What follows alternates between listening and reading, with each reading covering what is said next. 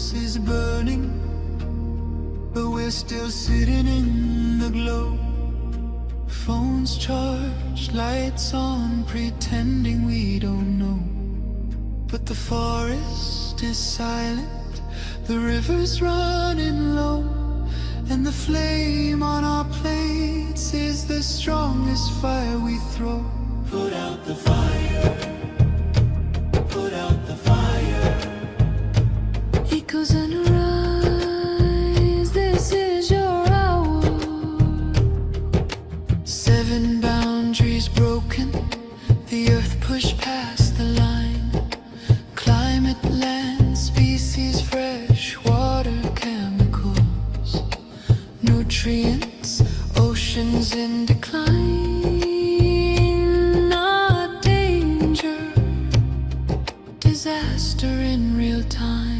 Put out the fire, put out the fire.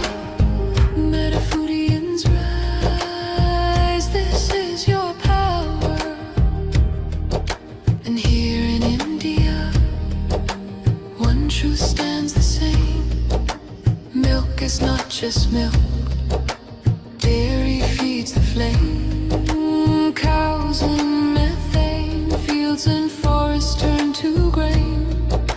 Politics, culture, carbon, all wired to the same chain. Every cup of curd is heat in the air, every block of butter is a forest repair.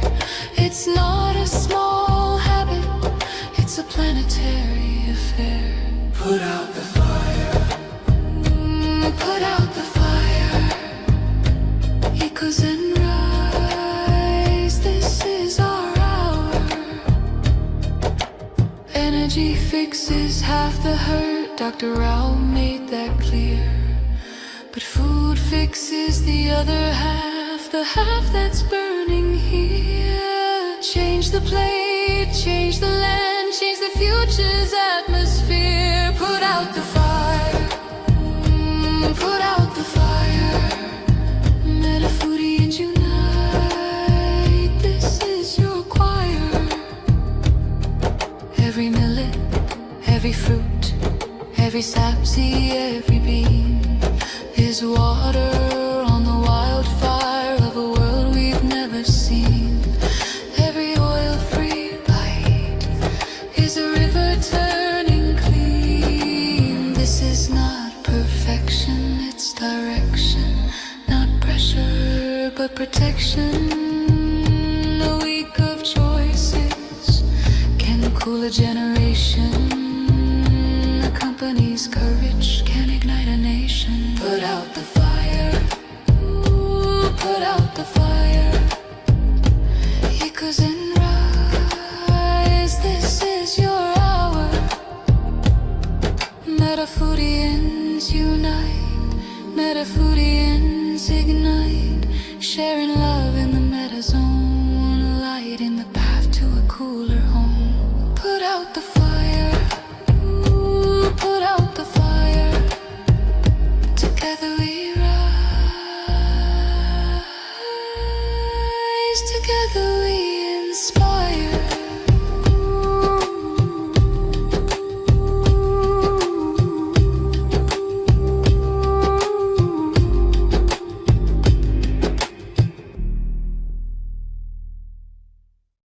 Welcome to the Planet B podcast, where truth, transformation, and faith converge. Join us as we flip the script on ecological despair, guided by Dr. Sailesh Rao's vision for a compassionate, rewilded vegan world. Let's begin the journey to the greatest transformation in human history. Welcome to the final episode of Season 1 of the Planet B podcast. Today, we will discuss the epilogue, the hero's marathon journey. Let's go right into that quote by Joseph Campbell. Yeah, Joseph Campbell said, the hero journey is inside of you. Tear off the veils and open the mystery of yourself. There is a hero sitting inside each one of us, because we are descended from those ancestors who got up out of Africa and went to every part of the world, or Well, some who stayed behind in Africa, right? But you imagine, why did they do that? What was going on? Right. Right? And so I started studying that, because as soon as I got convinced that humans belong on Earth exactly as we are, thanks to my granddaughter, I said, okay, I have to figure out an explanation for what were we doing. And then I saw that, we migrated out of Africa, went to every part of the world during glaciation. And you would think that's the wrong time to be going out of Africa. Right. Everything was great in Africa. Why would you do that? Right? So something compelled us to do that. Mm. Then we became an invasive species everywhere. Right.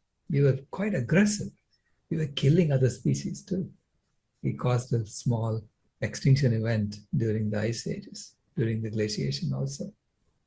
It's called the Quaternary extinction event. So all the big megafauna died off. So you see human beings come to an area and big megafauna die off. Like the mammoths, they just died off. So there's obviously a correlation, because we had the tools and we were aggressively killing them. And then the earth thawed, came out of the glaciation, came to this current warm period, and we started agriculture everywhere, almost simultaneously. It's like magically we all decided to do agriculture together at the same time in different parts of the world.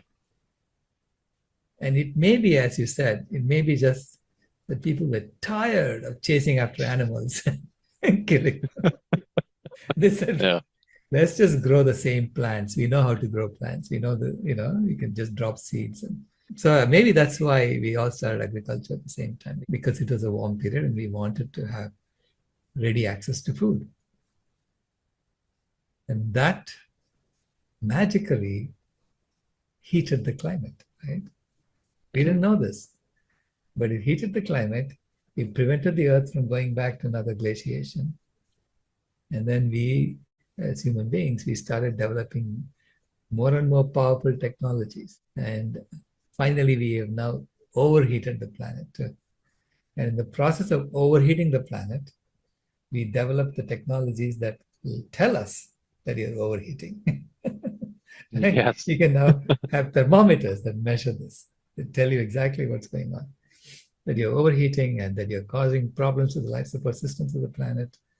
So we have been given these tools to measure so that we can now make sure that the life support systems stay within bounds.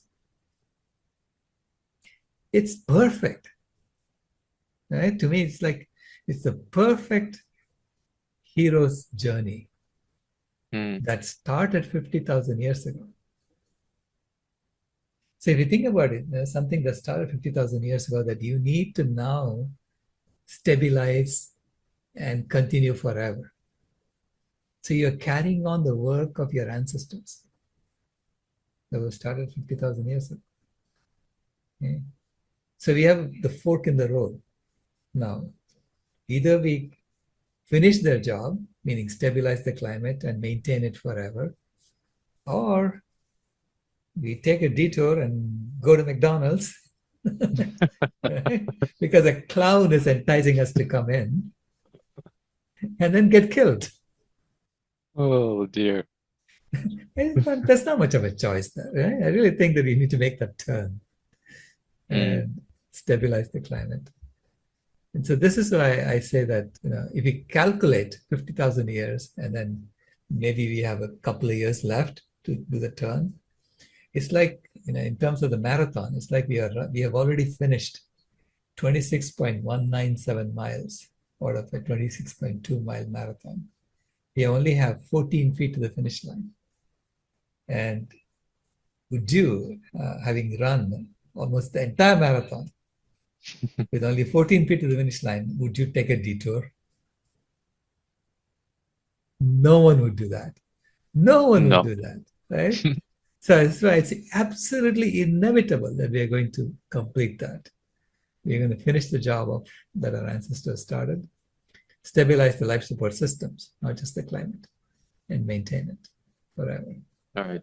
We have the power to do that because we can coordinate among billions of us all together. Yeah. In this epilogue, you highlight humanity has gone through so much throughout this long history to get to having just 14 feet from the finish line. Like we are Right. so much. And maybe just highlight a little bit about that. All the suffering, think about all the suffering of slaves and, and I mean, all of that was for what? For fostering aggression and building stronger and stronger tools, right? Mm, Building stronger and stronger tools so that so the technological power is such that you can literally change the life support systems of the planet. right. Okay? To get there, a lot of people had been trampled upon. A lot of animals had been killed. Okay? A lot of suffering that people have gone through. For what? For us to get to this stage that we can do this. So you have to honor everyone who sacrificed for us.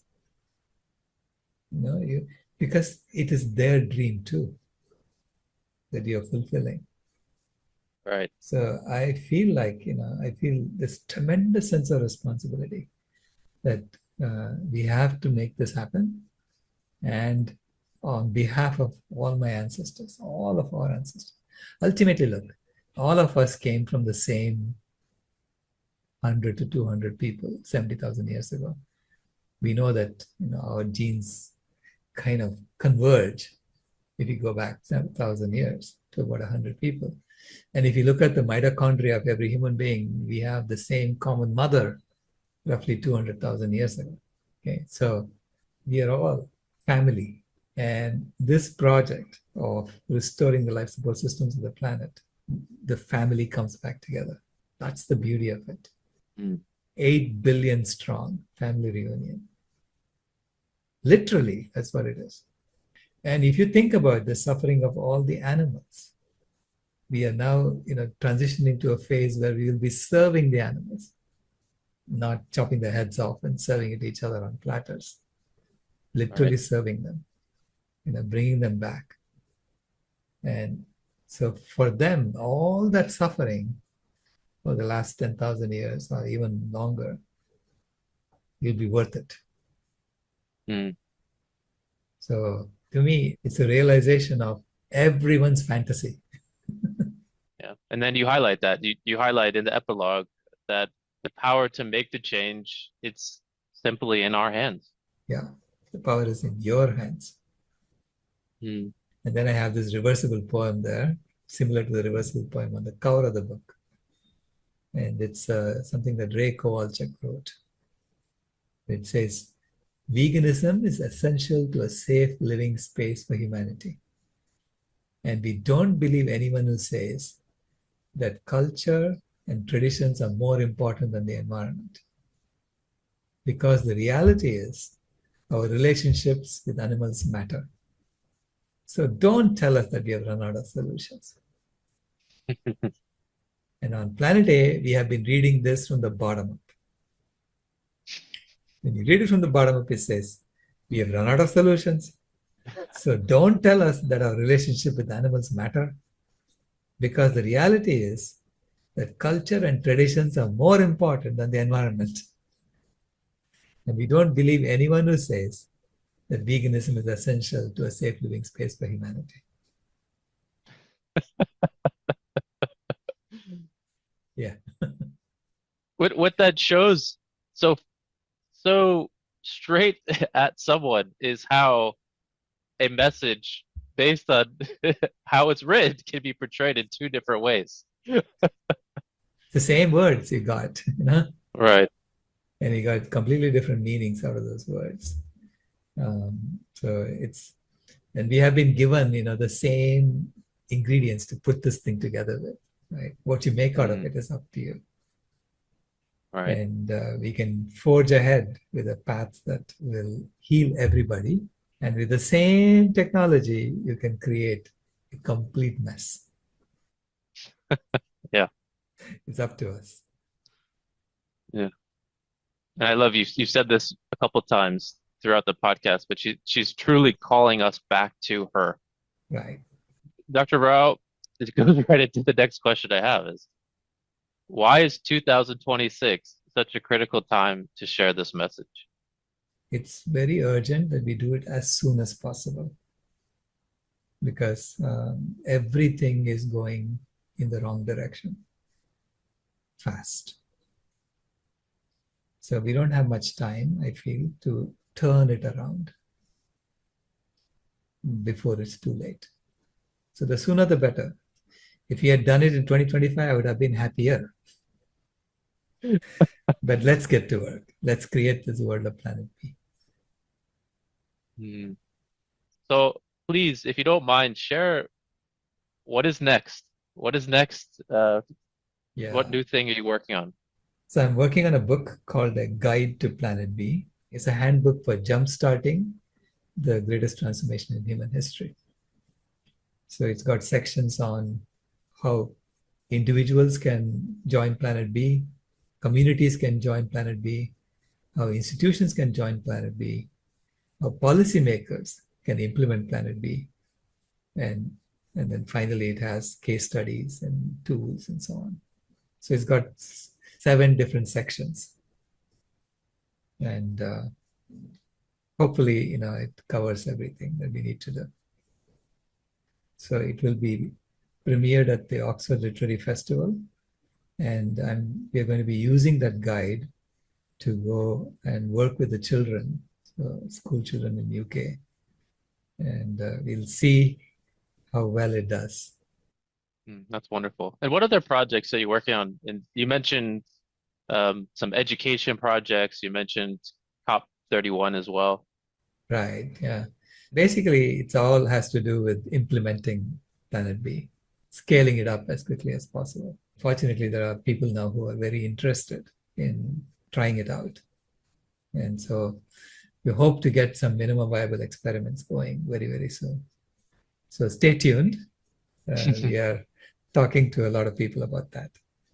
And I'm hoping that even some large cities may get involved soon. Wonderful. Well, Dr. Rao, you've done it. We've now completed almost, we're ending the 31 episode of the podcast. So, Dr. Rao, what do you hope people get out of these episodes, the Planet B podcast? I trust and I have faith that they will get inspiration and that they will want to come along with us on Planet B. Because it's such a beautiful planet we have here. Such a beautiful planet we have here. We have to make the life support systems heal it, and we have to make life thrive on this planet. I wrote a poem based on the 10 things I hate about you. It's a very emotional poem, because to me, the 10 things I hate about you is Julia Stiles did a great job of acting. Maybe it was even real. She said it was real. She did cry when she was doing that. And maybe I'll read that. Thanks. Yeah, read it, please. Adaptation of the poem from the movie 10 Things I Hate About You. And this is from Mother Earth.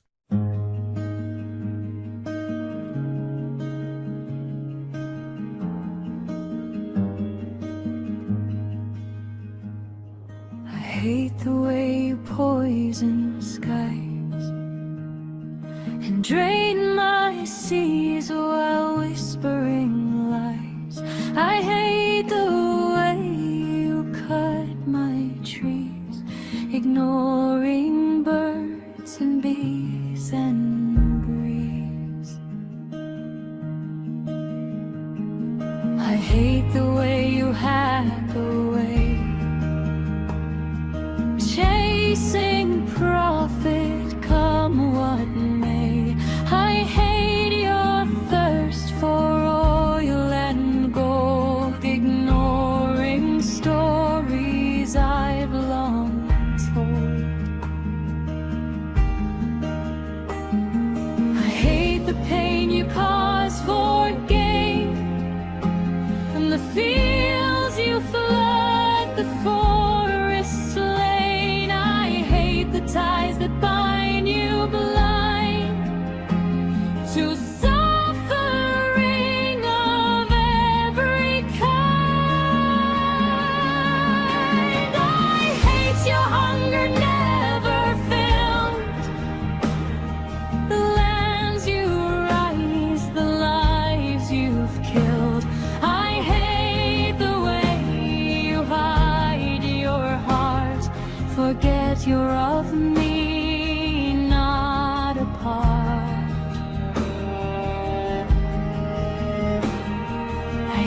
your silence when I cry.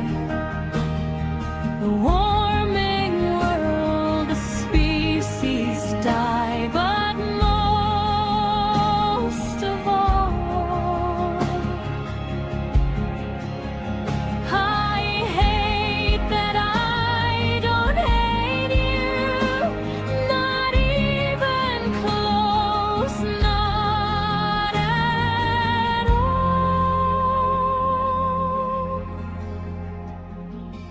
Here's the truth that pulls me through.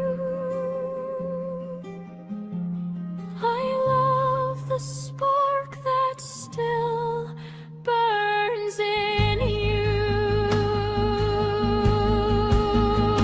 I see the light, I feel the fight, the urge to make the wrong things right. So rise, my child, begin anew. Heal me and you will heal you too. Let's get to work, and together we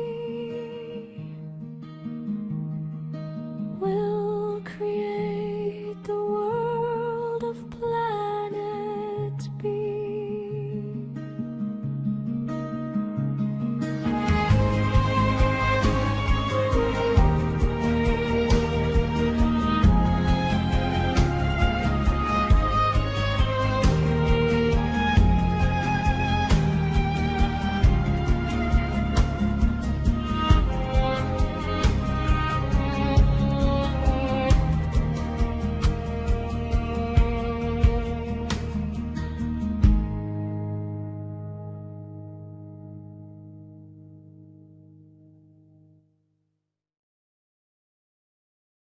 So beautiful. Thank you very much. Dr. Rao, there's no words. That's such a beautiful poem, and a perfect way to close out this season one of the podcast. It's been fun. I've learned a lot. I hope the audience has too. And this is a very exciting time. So, Dr. Rao, as we close out season one of the Planet B podcast, what final words would you like to share? I am looking forward to season 2. Me too. Yeah, this is not going to stop until we have a vegan world. I am motivated to keep at it until we have Planet B realized. Well, thank you so much, Dr. Rao, for everything you're doing. Thank you. The Climate Healers team is so wonderful. Thank you to everyone around the world who is helping bring about Planet B. We love you a lot, and it's hard work, but this work is the best work we could possibly do. So we just say thank you. Planet B signing out. Thank you. This has been a podcast from Planet B, where you don't have to move today, but wish you could. If you haven't moved here yet, we thank you for visiting.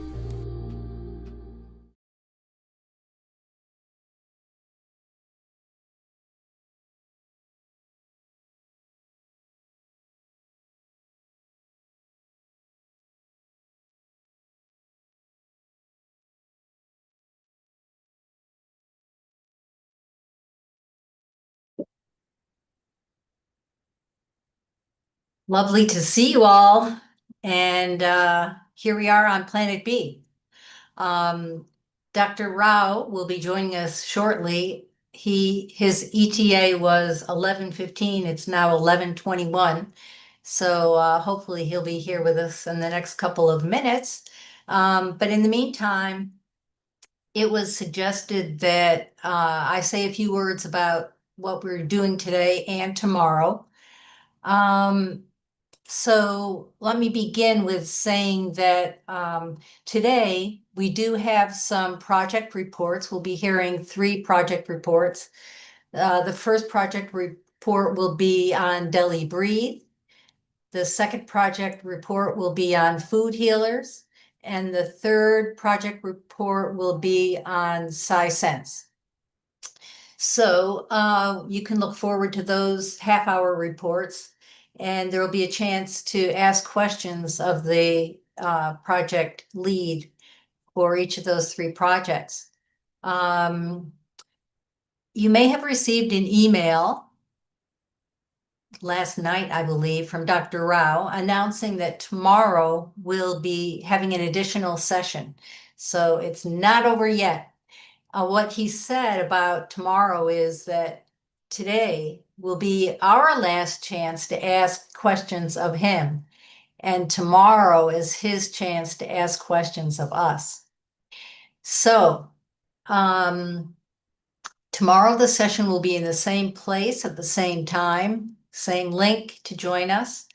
And as part of that session, we'll be introducing to you something called the Mentimeter. And some of you are already familiar with it.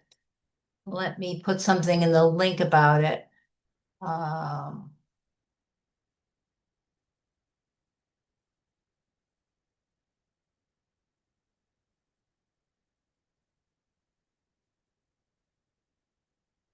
Okay.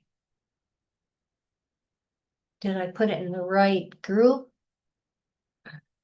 Do you see it there in the chat? Yeah. Okay. That link will take you to an app called Mentimeter when you click on it. And it's specific to climate healers and to this podcast. So you'll find a series of questions there that will allow you to give feedback, and also to share your thoughts and ideas. So whether you do this today and get started on it ahead of time, or whether you join us tomorrow, you'll be given that link again tomorrow, and it will give you the opportunity to participate.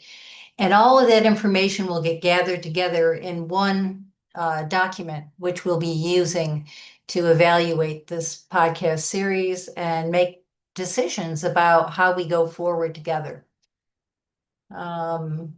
So with that said, and knowing that Dr. Rao is still not with us, the topic today was the marathon journey of the hero. And early on in the podcast, it was said that we are all the heroes. I think it was Joseph Campbell that said there's a hero inside of each of us. So that's the topic of conversation. And I think we can get started. And then when Dr. Rao joins us, we'll be able to ask our questions directly to him. But if anyone would like to step up to the plate and have a conversation about the hero's journey, let's have a conversation about this. I see Ray has his hand up.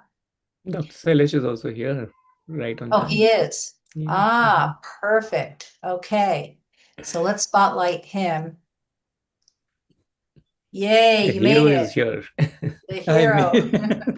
I made it on time. Yes. Okay, so everyone's had a little bit of an orientation. The podcast is over. And we're ready to ask questions. I see Ray has his hand up. Go ahead, Ray.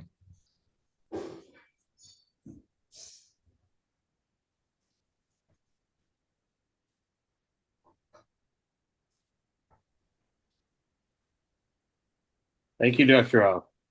So exciting to make it to the finish, the almost finished, because I guess you're going to be asking us questions tomorrow. Right. Allison just set up the idea of us being heroes. And I like that. But at the same time,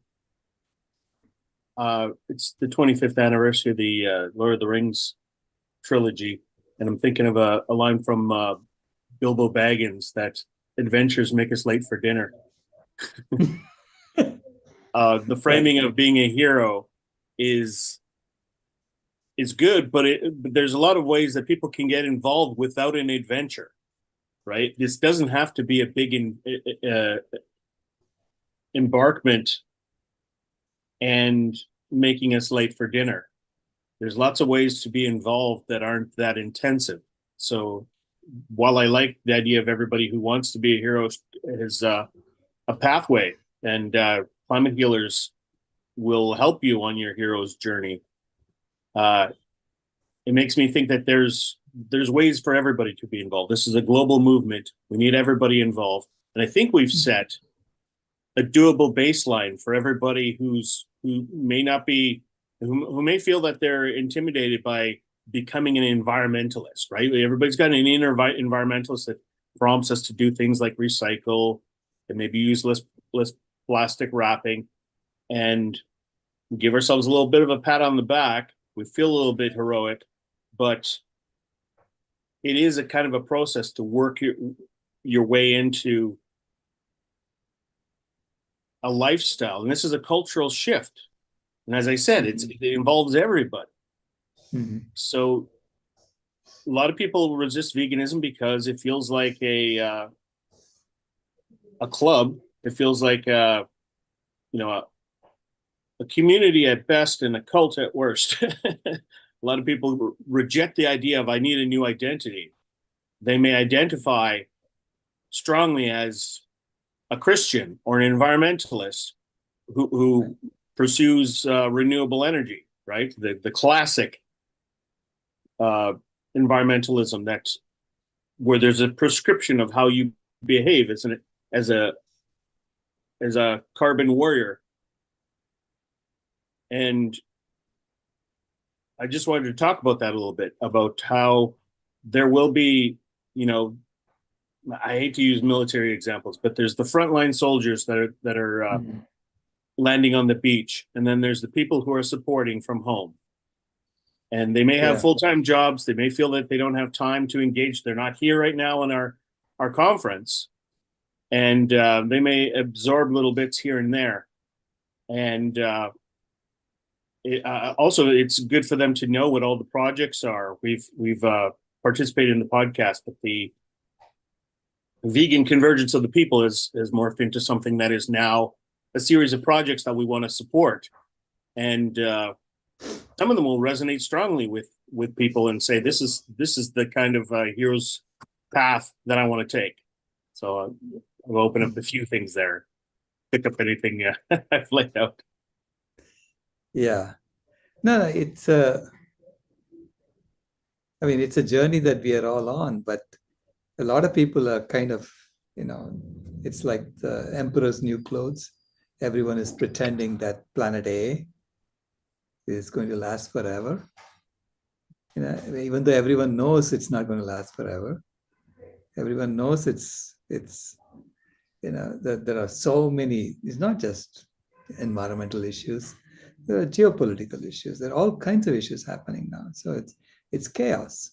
Everyone is seeing the chaos, right?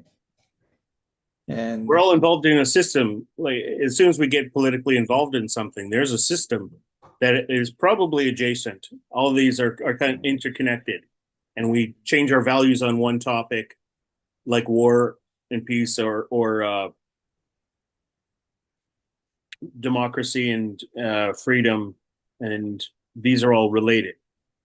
And we've talked about the hierarchy of human issues and animal issues, and they definitely need to be addressed at the same time. There's no linear, let's solve human issues first and then we'll deal with the animals. It has to all be happening at the same time. And progress in animal rights, with any understanding of intersectionality, it actually absolutely has to be solved. Otherwise, we continue to treat other human groups as animals. Improve the status of animals, and that is less acceptable across the board. Yeah. See, there was a biodiversity report from the UK government. Okay, they commissioned it, and they hesitated to publish it because number 10 said it's too dire. Okay. The bad news was very bad. So anyway, they finally published it. Okay, just last week. And or I don't know if they published that last week, or the British Medical Journal published an opinion piece about it by Paul Behrens. last week. Okay. And he's basically saying UK has to go on a crash plant-based diet because UK is badly affected, by this. Because UK imports 60% of its food right now. Okay, so food is a major issue there. And I'll translate a little bit for the environmentalists that are listening. Yes, that's a personal diet that they're recommending, but it also raises questions of the industry of our food and where subsidies are going. All the same boxes you tick with the oil and gas and coal industries. Yeah. We need to look at our systems as well as our individual cultures and behavior. And quite often we're dismissed because we just focus on it's just a lifestyle thing, It's the most powerful lifestyle choice you can make. But without addressing the industry and just supporting it endlessly. Yeah. So which means that, at least the consciousness has been now raised at the the highest of the political levels. So they finally said, okay, let's publish it and let's see what happens. But it's now convincing them that it's actually a complete system transformation, right? That it's not just food systems; it's all systems. It's a whole systems transformation. So that's the marathon journey that we are on, and we have to wake up everyone who is going in the other direction, and we have to kind of help them understand that first of all, that direction is going to kill us all. We keep going in that direction, and the good news is there is a way out. Okay. As individuals, you've said that we need to correct their objective function for civilization. Mm-hmm. And that's something that each of us can do. And that's what we are doing when we're finding an issue and finding something that's progressive towards a future that isn't rooted in obsolete systems and industrialization. And we're so familiar with them when we like things that are familiar, but veganism is a way where you are taking at least one industry and saying, done. Let's think of a different way. Yeah. But we have to love the other ones less as well, because there's so many systems that are correct. Even as vegans, we're still cleaving to. Correct. And if you go vegan and whole food plant-based, you're now saying pharmaceutical industry also I want to cut it out. Medical industry I want to cut it out. So it's you're slowly dissociating yourself within the entire industrial system. I popped this graphic up because it kind of fit into where we were talking about the hero's journey, where the innovators are clearly the heroes of the innovation. Mm-hmm. And there are people that can do the innovation and they don't actually have to do any more. I think that they could at least represent. You could just be vegan and you don't need to be an activist, but it helps. You are a little bit of an activist when you're vegan and you say you're vegan. Represent. Mm-hmm. You're actively representing yourself, standing your ground. Inviting people or at least creating opportunities for people to ask why you're vegan and you could tell them it's good for them or let them, mull it over themselves and come to that conclusion. You don't have to be aggressive. And this, how you talk to people, we're trying to get this 34% of people to come across and they're listening. They say things like, I love what you people are doing. They're good. They're not actively saying, I'm trying to become vegan myself. They may say, I absolutely will never be vegan. But the more interest they have in us, the more likely that they're able to come across and be part of this collective journey. And there's that phrase where you can go alone, right? But if you go as a community, then it's not only easier to do, it's less daunting and it's more fun. And we've had a lot of fun with this podcast. So I think this is an example of it. This community obviously can grow quite a bit and people are absorbing the content. So there's people that are watching right now that didn't participate every day. Watch them all and share them with people that you think would be interested in crossing this chasm of yeah. And you cannot leap that chasm in 2 bounds. Back to the Lord of the Rings metaphor. Join the fellowship. Thanks, Ray. Thank you. Mark?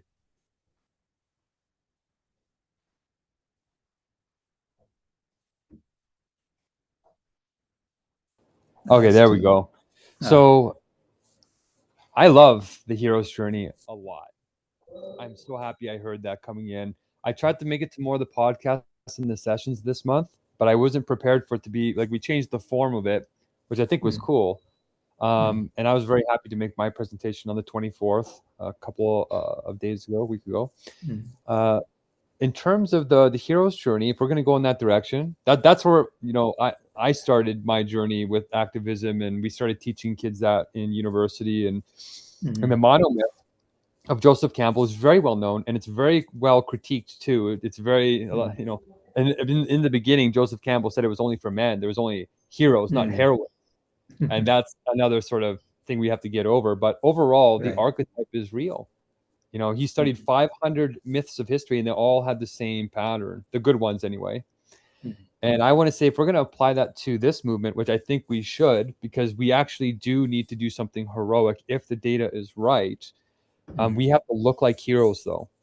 So there's a famous saying in law where it says it's not enough to have the law on paper or even to practice the law. The law has to be witnessed being done. So there's like 3 levels that has to happen. Right. And that witnessing level is what, my critiques, Sailesh, that we need to be seen as heroes. And right now what I'm seeing is I see a lot of privileged, comfortable people talking about problems and staying comfortable in exactly the way that Ray was talking about. Now that's okay if you're not leading the movement, right? Because you need to, people have different things. We do need people to understand that their lives are in danger. Like, we need them to understand they do need to become a hero too, but they need to believe in themselves first. So we have like a scale up process. So here's my critique of us though, is, and you know this already, we don't look like heroes. We're doing heroic things. We're saying the law. We're saying the facts right. We're doing the law. We're doing some of the right things, but we're not doing them enough to look like the law is being done properly and accountably. And what I would say is, if the data is true, we're not making the sacrifices that show people that the house is on fire. We're in the house with them. And if you're in a house on fire, you're not going to say, well, let's do a month-long podcast and let's do that.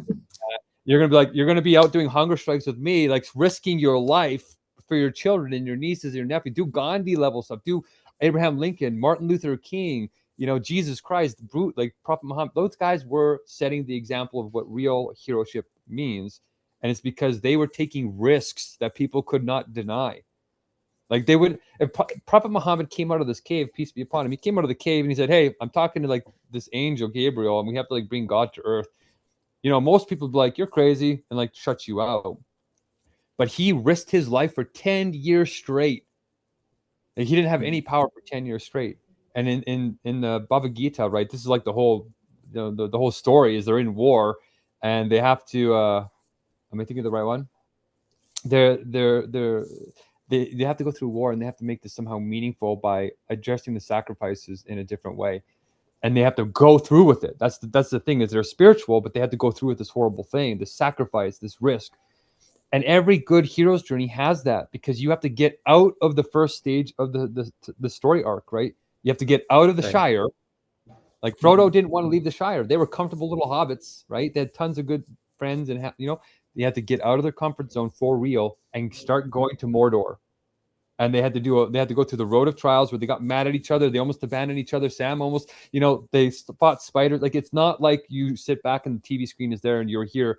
When you're the hero, you're in the journey. You could die. You could lose all your money. You could get harmed. It has to be real, and people have to see it as real. So Buddha did that or Prophet Muhammad did that for 10 years. Jesus actually did die. Like, he didn't make it out, but he gained eternal life. What are we doing that's showing that signal? Like I'm on day 290 or 254 of a hunger strike to the potential death. And that's why we have a growing meeting. We just had like a 12-person meeting where people were actually doing things and not just sitting and passively being comfortable. They were actually taking risks with me in the meetings in a way that they could manage, and all these cool dynamics, so that they can get on their hero's journey in a safe way, but not so safe that we die by risking our lives and not taking serious action on the actual crisis, which is these planetary boundaries. So that's what I just want to say as a critique is there something that we can do as a group to look like the heroes we're trying to claim everybody else should be?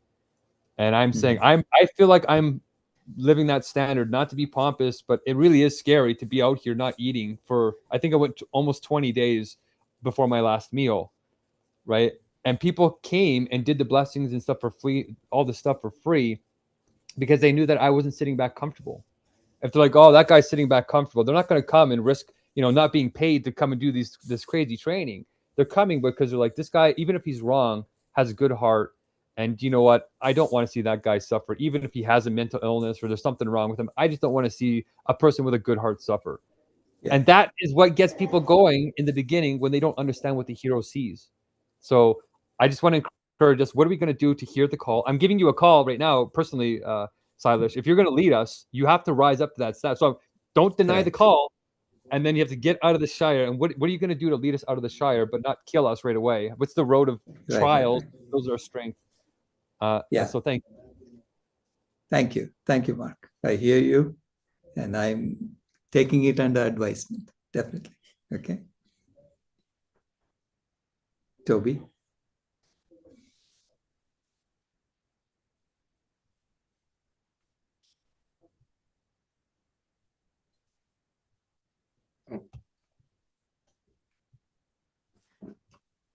Hello, Dr. Rao. Great to have you with us.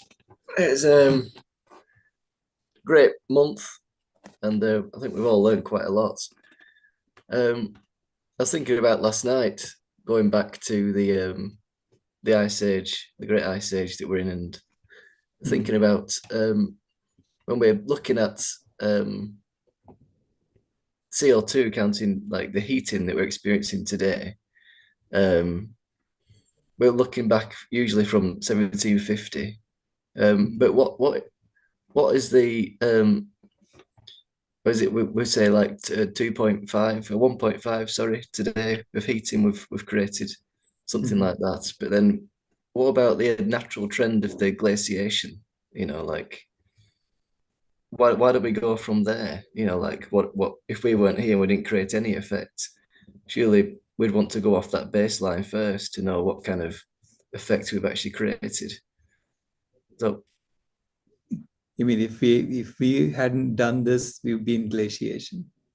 Yeah, but from that, if you got a natural trend today, and then this like human trend, there's obviously a huge gap.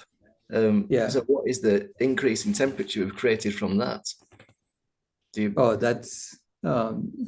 That's much more than 1.5, of course. Yeah.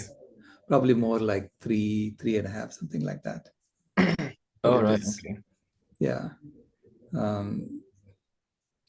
But, I mean, we didn't see the first two because we just kept the temperature constant for 10,000 years instead of it slowly drifting down. And then, and now we have raised it by 1.5. Yeah. Yeah. But it's quite a lot, isn't it? Overall, overall. So I'm saying, we have accomplished, our ancestors accomplished what nature kind of manipulated us into doing. Right? And now we have to become conscious as the thermostat species. Right. It's gonna be great to get an actual number of what that actually is, because if I look up to see about us we're supposed to be in a glaciation, people deny it. There's no science, like AI won't talk about it or anything like that. It's difficult to find any information about it. Look up Will Ruddiman. I know Will Ruddiman. I used to read his book actually. Okay. But like today, there's nothing about it, is there? No one's really doing any work on it. Bill retired, but he's, I think he's still active. He's an Oh, is he? emeritus professor. Yeah. Oh, right. Oh, good. Yeah. Oh, interesting. And also you talked about the in the UK, there was a paper that came out. Mhm. Do you know where I can find that? Oh, sure. It's Paul Behrens. Paul Behrens. Okay. So there you go. British Medical Journal. I was looking at it. So I have the All link right. right here. In the group chat.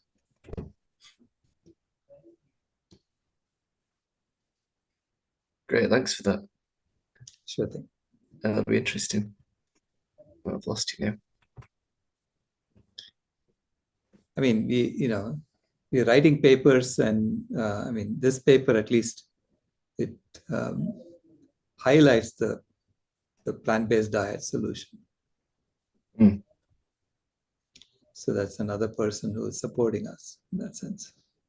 That's great, because I mean, you're scientists and they mention it and kind of go halfway, don't they? And Right.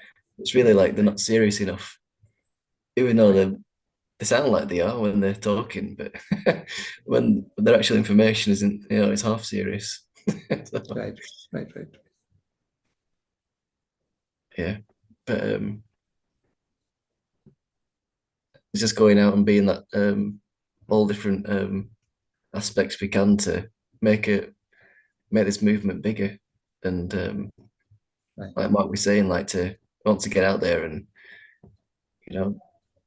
get past your comfort zone and do something that makes people think, wow, you're maybe got something quite interesting to say here, so it's a bit tricky being in Spain because I'm not that good at Spanish, but I'm trying my best to get out there and talk about these things. So you got to get past that comfort zone, and we've got a big job to do. Yeah, we have a big job to do. I understand that. Yeah. Thank you. Sure. Dakota? Good morning, good evening. Thank you. Mine just a simple question related to something yesterday I think you said about, and I'm thinking about, getting away from chemicals as much as possible and trying to, do even more that way. But you were mentioning that make your own toothpaste now. And I've gotten, away from fluoride years ago, but, still yeah, so I wondered what your powder was, if you Oh. could share. I actually bought powder from someone. I got powder from someone in Salem, and I looked at his ingredients and I just copied it and I ground it up. So I'll send you the list Okay. of his ingredients. Yeah. All right. Thanks. Yeah. So, but you have to grind it to a fine powder. So I use a coffee grinder to do that. And I'm actually finding that it works better than any of the other toothpaste I used to use. Well, I mean, your teeth are just glowing white. Imagine Oh, it's really? amazing. Okay. No, and I used to try like baking soda, but then I heard that there was something like kind of caustic about that. I don't know, or that it took away enamel. Anyway, I was like, well, whatever you're doing is probably better, and I wanted to try it. Sure. Thanks.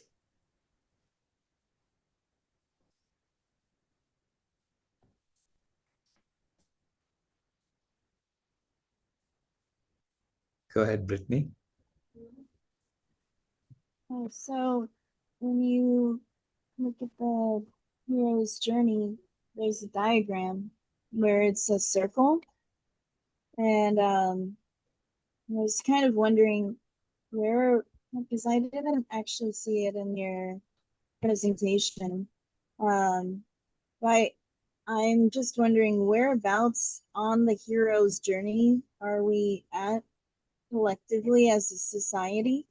Because I talk to people all the time, just regular people that can, some consume animal products, some don't. Actually, amazingly, a lot of people are vegan. The thing is that there's some people that don't even know what veganism is in this day and age. There's some people that say, I'd like to help, and then not help at all. And there's some people that say, I just don't know what to do, and so I'm not going to be vegan anymore. So I met someone yesterday that said, I don't know what to do. I'm just going back to being not vegan. So I had to explain to them what they were doing wrong. But it's like, I don't even know where we could begin collectively as a society, not just getting people to even know. Because I think we probably are not even at the start of the hero's journey, because the start is with something known. And if people don't even know, they don't even get called to adventure, because I put the diagram in the chat. I didn't put it as like an image, just the link.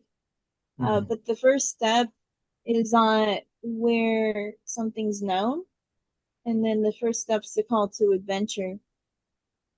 And there's no really call to adventure. People don't even know.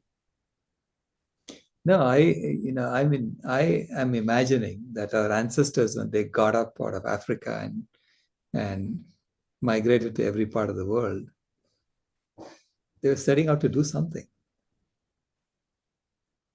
Okay. So that's probably where the journey began. That's the way I trace it. Okay? I'm tracing it from there. And so this is really, we have this last push we need to do, our generation, to complete the journey. So we are the ones. So I look at it as a continuous journey that's been going on for 50,000 years.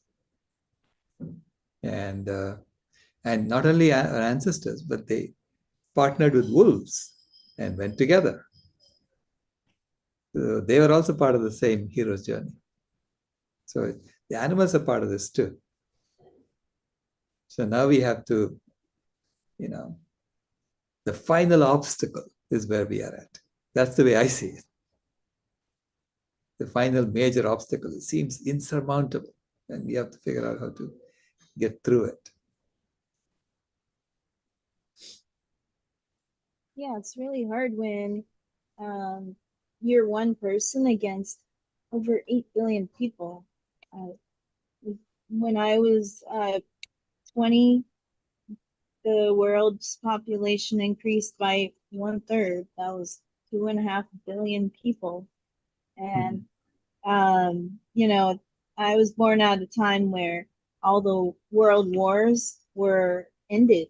It was a start of internationalization, globalization, and world peace. So I expected people to see world peace as a way to finish up working on all of the problems of everyday life that we were taken away from solving because we were busy focused on stabilizing the world. So it's pretty amazing that people took the thought world peace and turned it into world destruction. So it's like this, even if there's more vegans than ever, the amount of destruction is more than ever as well. I was talking to the AI. They said Gen Z has the most vegans, 15%, but it's the carnivores that make the whole generation overall have consume more animal products than any other generation, which is absolutely insane to think about. So it's just, how do you it's one thing to be an individual, one person, but when you're going against just like the Gen Z vegans, when you're going against the other people that more than compensate for you, where you need 3 to 4 of yourself to make up for one of them. Like it takes a bit, but AI said you need 3 to 4 vegans to make up for the one person that turns carnivore, or the amount of animals they eat compared to the average of like a previous generation. So it's a matter of how we get the world as a whole on the hero's journey, not like ourselves. It's one thing ourselves, but it's more of the whole, because it's the whole planet. So it's like, do you plan after you have the guide in place, maybe informational kiosks in major cities or something like that? Like, what do you have a plan going forth for? I get we talked about like the titles where one might be for like an individual, and then I wrote in my list the ones for like the whole. Yeah, like how to go entirely, but yeah, it's like that's where we would be at, starting that plan. You know, to if we're going to really go on that hero's journey where we get the call to adventure, we're going to need to start by calling people to adventure, making the known, the unknown known. Yeah. Maybe. Yeah. We are brainstorming right now as to what we should do. So that's part of what we're going to discuss tomorrow. Okay. So what should we do? I mean, Mark has told me what to do. Now, I want to hear from all of you. What should we do? And I have others who have been telling me privately as well about what to do. So I'm looking at all the options and seeing what do I need to do going forward. What do we all need to do going forward? How do we get this out to people? Yeah, I think that's the hard part, because it's like this. If we don't know what to do, how can we expect anything from others who don't know what to do?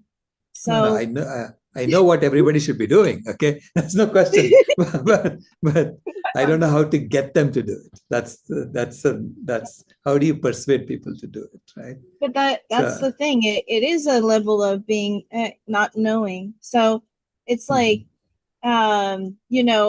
a simple task, if only it were so simple. It's like, the concept. It's like going to the moon, or going to another galaxy or something. The idea is simple, but then oh yeah, like going to Mars. It's like the idea is simple, but it's like, how do you do it? That's where it gets complicated. So it's like that. Just because we have the idea as being simple, we understand it.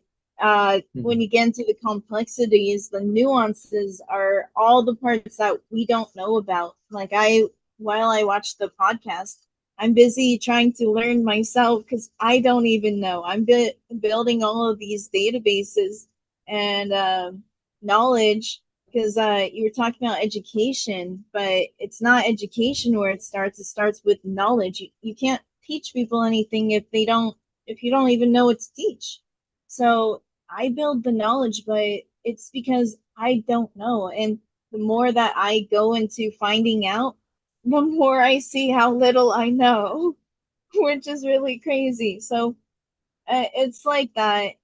If I don't even know let's just say what's vegan in what's it called? Let me see if I could pick a place. Well, let's just say if I don't know what's vegan in Vanuatu, how do I expect? What if I don't even know their language? There's like languages I don't even know how to pronounce the name of it. Like places I don't even know. If I don't even know their place, how do I expect them to even know anything about what I know? How do I expect them to know what to do if I don't even know what to do for them? I don't know what's on Vanuatu that is vegan. I don't know what to explain to them. Most people, they'll come to me, and well, for me, I try to go out to people to learn, because I don't know. I'll say, what is vegan in your culture?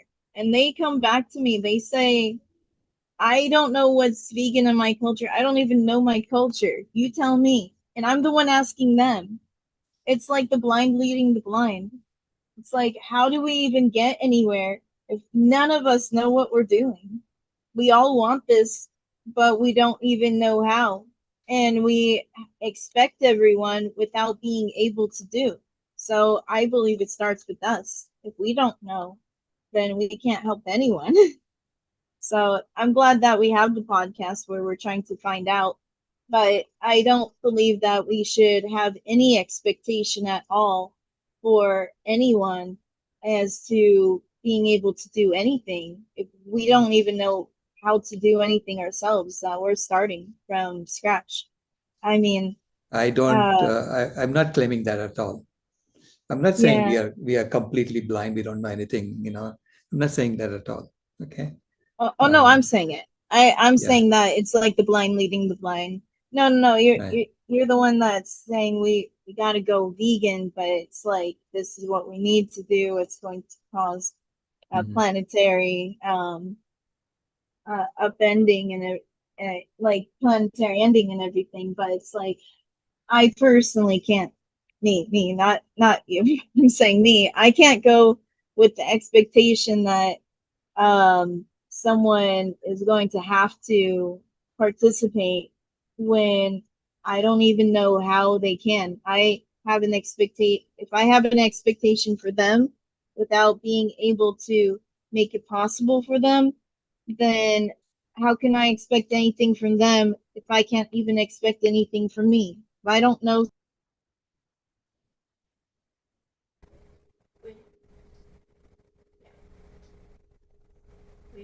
Wait, I'm sorry, it got muted somehow. I'm not sure if you missed everything. No, just It the was just last about, part.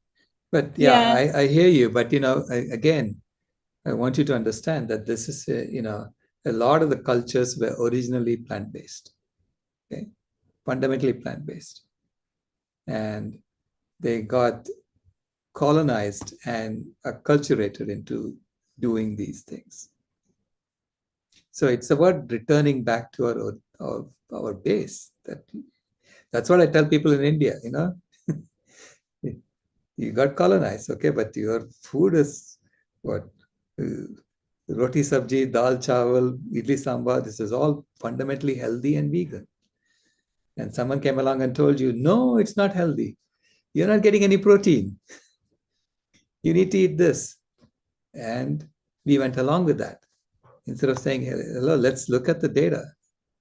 Let's look at what it really is. I mean, how come we were thriving for so long? That's what I was kind of talking about with this like colonization, colonialism 3.0, where you're gonna have to be the person that comes in saying, instead of saying, hey, be carnistics, you're gonna say, hey, let's be vegan, let's go back to our culture. Like someone's Right. That's gonna not have to go in and colonization. step in. That's not Of course it colonization. is. It's That's telling people to go colonialism. back to Oh, the come way they on. were. It's not The saying, no, look, ultimately, I'm saying it's not, we have this simple minded view that if someone conquers someone, then the conqueror knows much more than the conquered in every aspect of life. That is not true. Okay, that's not true. We just have to put everything on the table and say, what do we do given the circumstances we have today? And that's where the give and take happens. Conquering is just one part of it, right? Yeah. Usually it's more than just saying this is what we need to do. They actually set it up. They put a system into place that runs. You know what I'm saying? So it's Yeah. like the problem is we know what to do and we say what to do, but we don't put a system into place to make that run. It's going to be one thing to have your planet, there's a planet B book and say, this is what it is. There's going to be another one that says, this is how we get there, but the actual implementation, that's where it's at for what we're needed. Yeah. Right. But you need the manual before you implement. So that's what I'm working on desperately, right?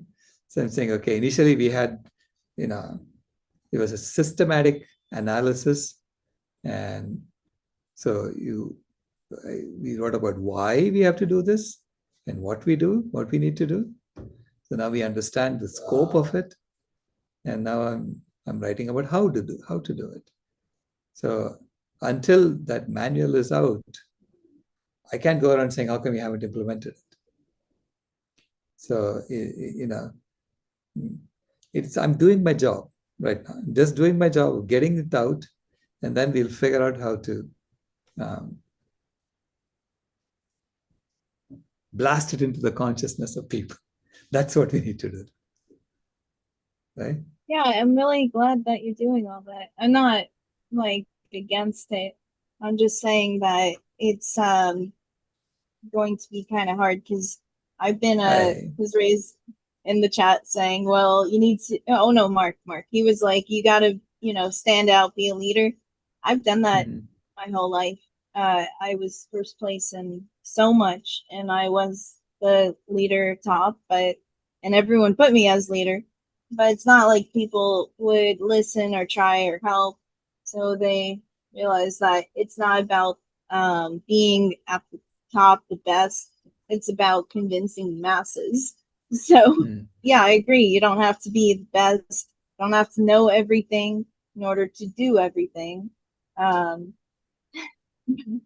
I'm saying in terms of expecting something from someone, where I tell them that it's important that they go vegan and that they should, and put all the work on them as to figuring that out how. I personally can't just put that expectation on them from myself, saying I don't either. So I'm glad that we're doing this on our own. I'm saying we have a very long way to go in terms of learning everything and like how to do that in time as one person, being able to accumulate the knowledge of ethylene. Yeah. It's like we need to do it. It's important that we do, but it's like how to get people to even think about it. Yeah. Anyway. Here you guys, hand up. So it's time for project reports. Do you want Ray to finish first and then do the project reports?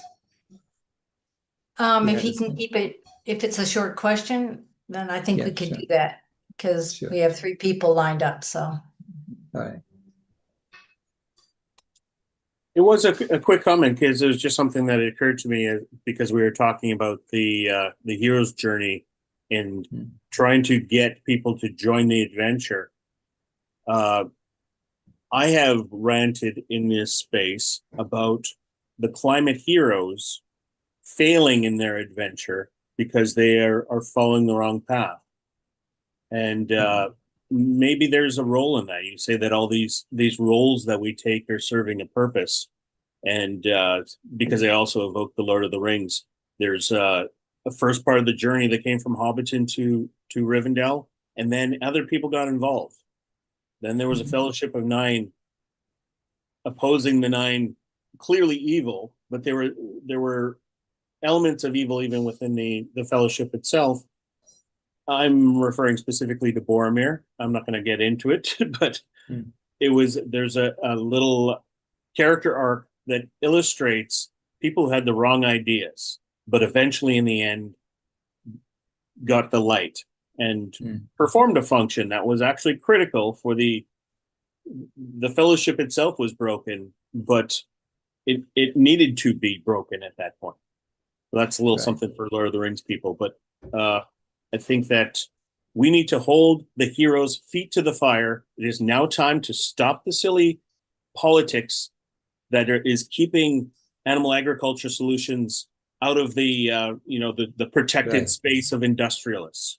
They're industrialists that are controlling the environmental movement, and that nonsense has to stop. That's all Planet A. That's absolutely through and through Planet A, and all the heroes of the environmental movement are villains until they see the light.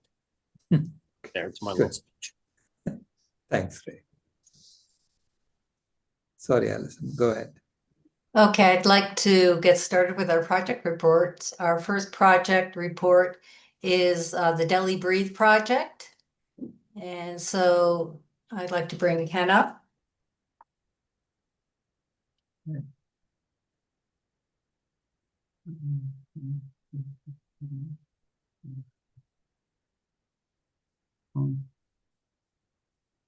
So Ken, you can share your screen. Be sure to click on share audio. Trying to find the song. I don't see it. Okay.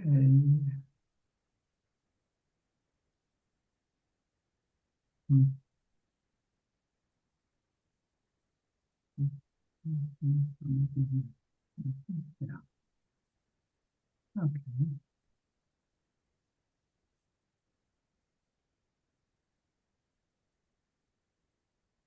No, it's not it.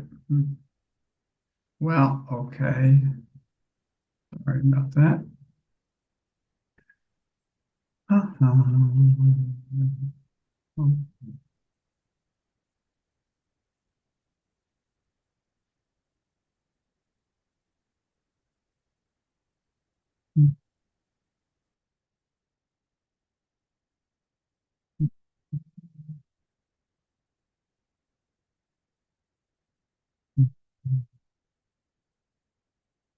Okay, I gotta see if it's it.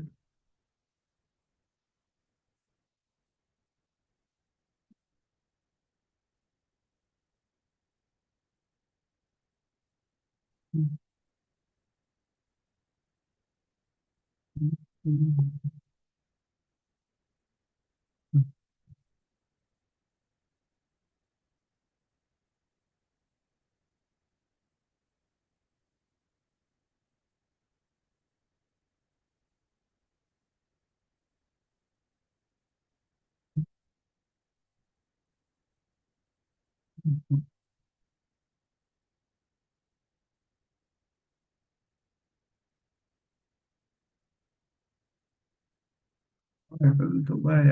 I had it all queued up and I can't find it. Okay. Ken, would you like some time to get set up? Maybe Rebecca is prepared to go first. I don't know. Yeah, I've got some sort of a technical issue I can't solve, I guess, for the moment.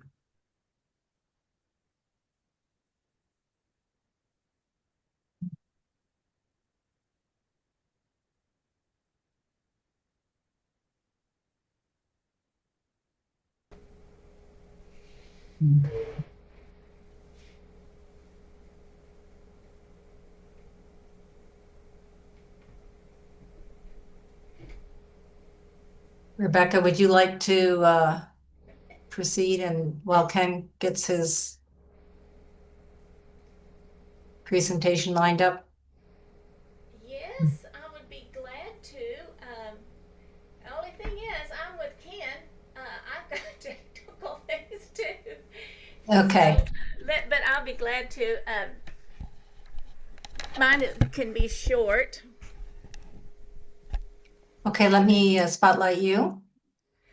Okay, that's right. I'm going to be talking from one computer and showing the other because my camera doesn't work. Oh, I can't. Yeah, that's the one I'm not going to be talking on. I'm going to be talking on the other one. So. Okay, you want to be spotlighted on the other one?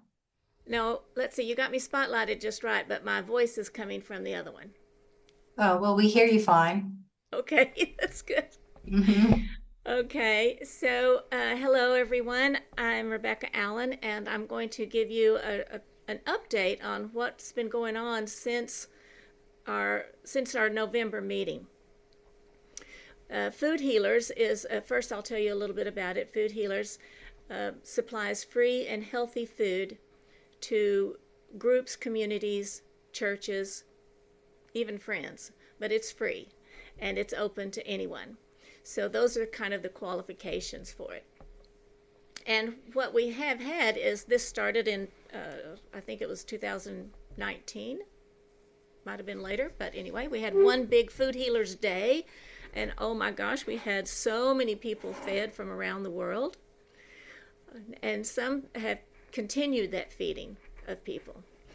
Sarah Siegel is one of the people that has continued feeding people in California, and I, with my team here, have been continuing here, and so have the other groups, but we haven't, for instance, in Peru and in Ethiopia and in India, people have still continued to feed, but we don't have one source of reporting what's been going, how many people have been fed and is it expanding. And that was our goal, was to try to expand this project. So we have a Food Healers app, which is still not up to par, in my opinion, but it is something that is wonderful in terms of getting recipes. But that's, and it is actually getting there now. If you were to look at your Food Healers app, if you have downloaded it, and many of you have in the past, you would be able to see that there are 2 events on there right now. There's both of them are in Lockhart, which is, one of them is in Lockhart and one of them is in San Marcos. And we had difficulty last night, this past week, because we couldn't get another new Food Healer group, another location opened up, and we couldn't get the Food Healer app to do right so that we could share it. And that's what we want to do, is we want to have our events, but also have the app so people can say, now look on this app and see when the next time and location is, and then you can share it with your friends.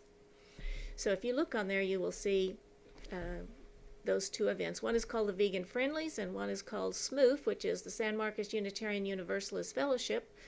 And so we are doing that as part of a church group, and that has been doing just great. We regularly have people to serve, and so that part is good. But how to expand? Well, first let me just show you a couple of things. Let's see if I can screen share from another screen. Okay, I'm going to have to move around here.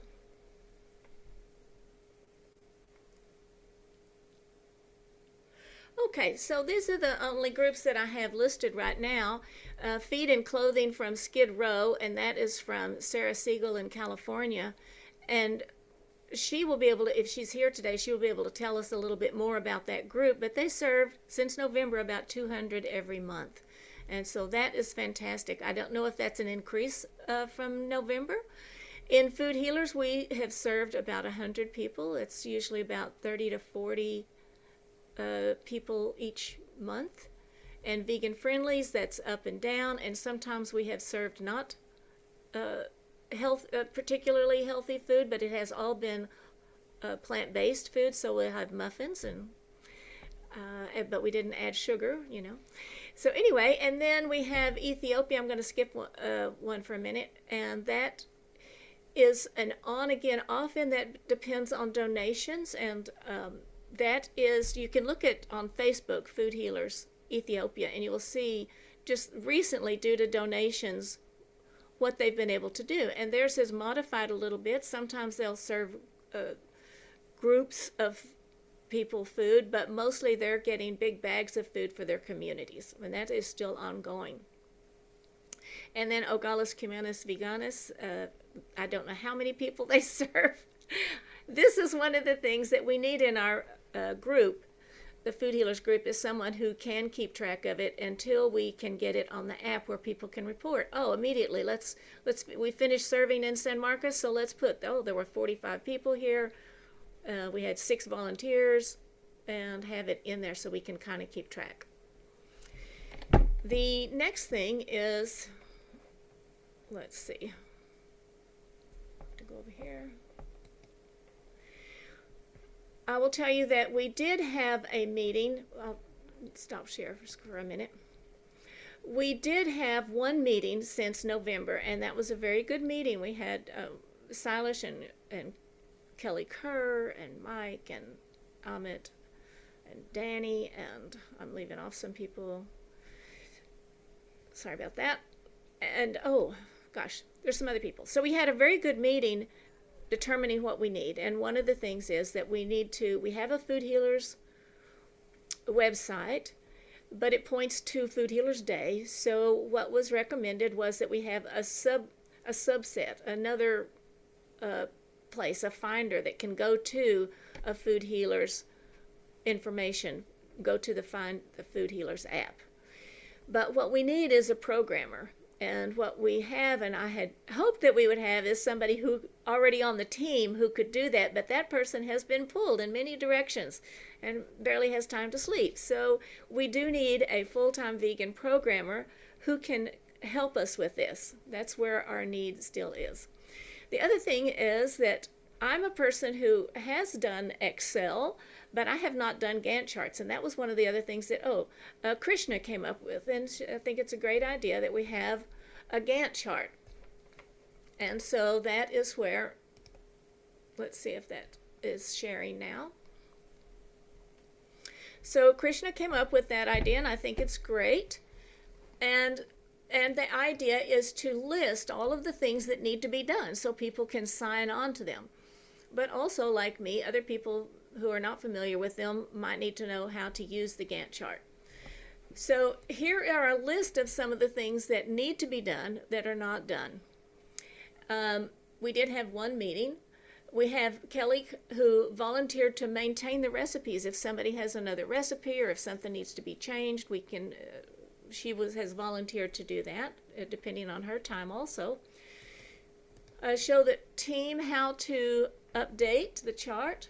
We need our app to easily notify, easy notification when somebody volunteers. So we have a volunteer section in the app. If you want to volunteer a food, if you, like Willow did recently, she wanted to have this event.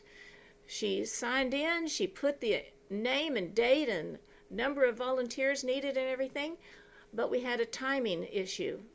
The timing on the app is from India, and it was very confusing about how to get the timing in there. It wasn't simply done.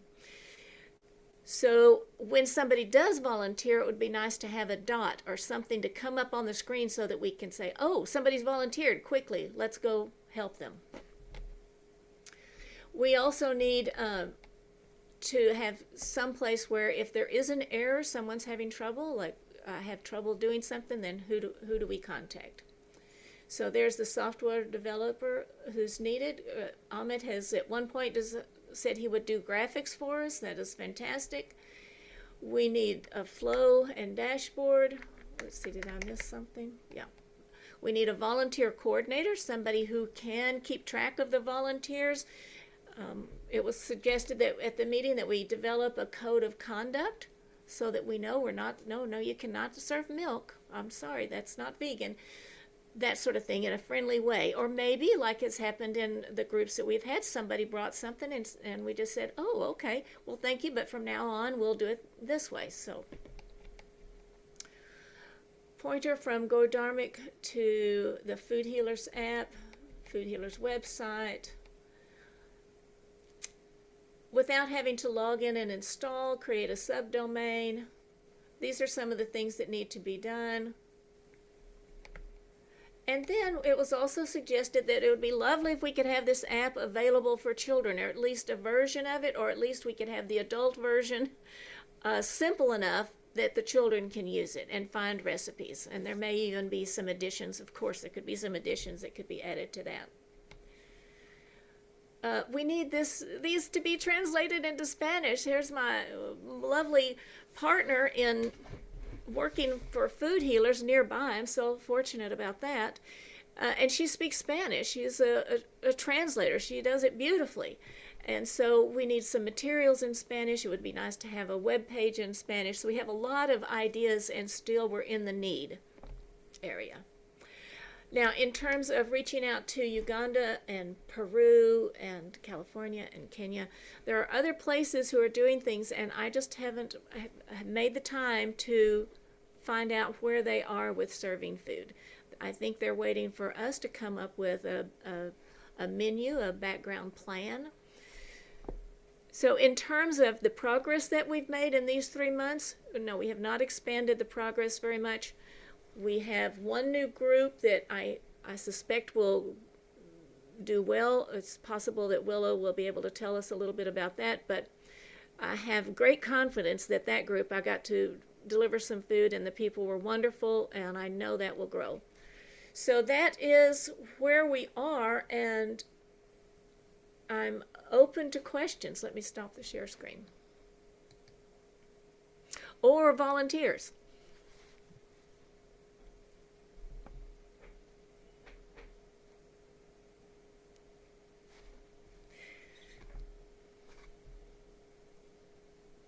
Thank you, Brittany. Rebecca, did you want Willow to share something? If she would like to, or if anyone is here with a Food Healers group, even you too, Allison, if anybody wants to give any update on their portion that I don't know about, they're welcome to come on screen and say so if they raise their hands. I could say a few words about what's being done in Peru. Oh, good. Please join me. Okay. Give me 1 second. So when I joined Food Healers 2 years ago, I guess, was it 2 years ago or is it already 3 years ago now? 3 years now. Yeah. I went to look to see where vegan food was being served to the needy in Peru, rather than start my own. And I found a group called Ollas Comunes Veganas, and they have a large list of volunteers, and they're active in many different vegan activities in this area. But the uniqueness of Peru, and I don't really want to stress too much the uniqueness, because what I want to talk about is community kitchens. Every community has community kitchens. Even the smallest community has a public school, and in the public school, there's a community kitchen. But Peru happens to be blessed culturally with an abundance of community kitchens. It sprang up out of the culture, the indigenous culture, and continues to this day, to the degree that here in Lima, Peru, we have over 3,000 community kitchens. And it's a vehicle not only to get food to your neighbors, but it's also a vehicle for women to express their leadership in the community. It's not that men are not involved, men are also involved, but it's largely run by women, and they do get political recognition. The government recognizes them, and they do receive foodstuffs to prepare the meals to serve in the communities. Our challenge here as an organization working with vegan meals is to get the economic support that we need to work with more kitchens. We've worked with, I believe it's 25 kitchens now, to get them trained on how to replace some of these dishes that they've come to love. We always ask them, what meal do you want to prepare? And if it contains an animal product, then we go prepared to help them to prepare it without the animal product. And in the process of that, we train them how to prepare the meals that they want to prepare, but without the animal products. And but there is a tradition that goes way back in Peru, before the US brought chicken to Peru. There was a tradition of largely eating just beans and grains. So people do know how to cook without meat. So that's kind of in a nutshell what we're doing here in Peru. And we do have free transportation for our volunteers. We have a company that provides that. We have donations of soy in 8 different presentations to replace the beef, to replace the chicken, to replace the fish, all of those things. We know how to do that. But we do need additional funds, and we're looking for assistance to be able to grow. Yeah. Thank you so much, Allison. That's wonderful. I want to say that also that the unity stew is a vegetable soup, a vegetable stew. And it's one of the things that started everything off. And the recipe is in the book, The Peaky Promise, as well as on the website. But people can use whatever they like to. What I love about the community school, the community feeding that you're doing, is that they come together and you can have fun and learn from each other as you're working. We have so much fun. Yes, that we do have. Lots of fun. And that's what we do also when we serve food. Oh, good. Lots Willow of fun, has lots joined. of love, lots of good vibes. Yes, I saw that Willow had come on screen, so I brought her into the conversation. Oh, hi, Willow. Thank you, Allison. Mhm. Yes, we had an event last night and it went well. I translate some stuff that I think that the folks need to know, and I'm available for any other translation that needs to be done. So I'll say that right off. And in other words, I can interpret, I can translate whatever food healers might be producing. So it's just a matter of letting me know, and I'll get to work on that. Allison, if you have any Spanish material that you've already developed, maybe it would be great to connect there in regards to.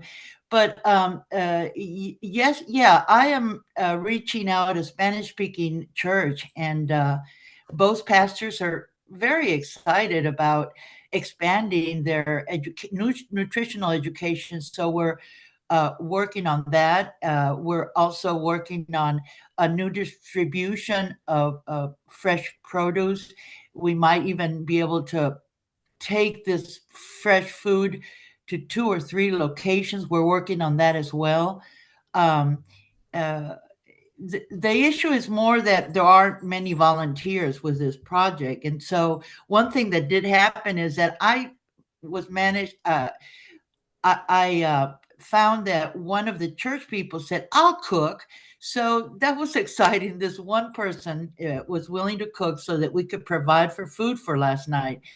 And but it's a slow process, but I'm very excited. I think this is an important issue, is to, and I sat with them and did some little conversations. There's a lot of resistance, so it's a matter of just keep showing up. But I'm excited with BJ as well, that we're working on providing food. We're providing on expanding locations so that more community members can come and see what this is all about. We've it's a lot of work, and it seems like at times that it just slows down so much because we have to rely on so many people that are still not on the boat with us. So, but I feel this is where we can make a difference in what we want to do, which is go vegan, get the community going. So I just thought I'd add this up to what the report is about. The apps, BJ, 2 people came up and they wanted the app right away, and they were having issues. So it's a lot of work, but we're doing it. We're slowly and moving in the right direction. Thank you so And much, Willow. I just came on to say I do have resources for the Spanish, and I'd love to have a conversation with you to see what you need and to see how I can help with that. Fantastic. And I see Toby has a question or comment, so come on up, Toby. Yeah, I'll bring Toby Thank up. you. Yeah, we can all stay up here if you like. Hi, Toby. Yeah, it's great to know how long you've been doing it for, and made quite a good impact. I'm wondering, do you go to places that are already in situ, like, or kitchens already open for they already serve food, and do you bring the food, like the idea, to them to teach them how to? Is that right? Let me just give a little bit more background. I had a PowerPoint. Maybe I could even show it to you in a minute, but Food Healers started with Dr. Rao just taking a table, cooking some food in his home. It's the recipe of his granddaughter, and set up a table and bought some bowls, and he served food with no tent outside a place that was already feeding people. So you can go where you are allowed to go and serve it. We've served in our church and in this other location, which is in a little store that's on the square, so it gets some activity, but they're not vegan. Although, good news, just this week they decided to start making vegan cupcakes themselves. And so I'm really happy about that because we served vegan cupcakes and they liked them. But we went to a gay pride festival and we set up a tent there and we said Food Healers. But because we couldn't cook and serve food there, we served bananas. Okay. So at another place, it was a health fair. It was also to try to help the homeless people around there, but a health fair, but we also focused on them.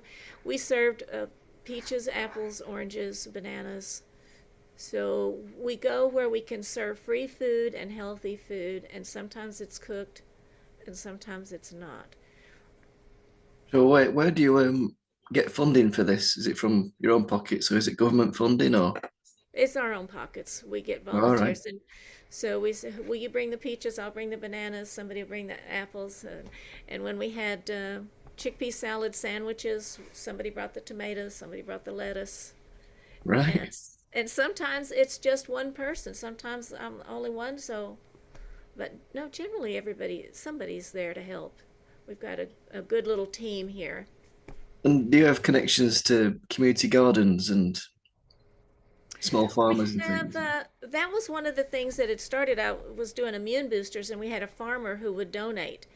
Right now, he's using his food for compost, his excess food for compost, and he's on the square. So no, we're not right now in my situation.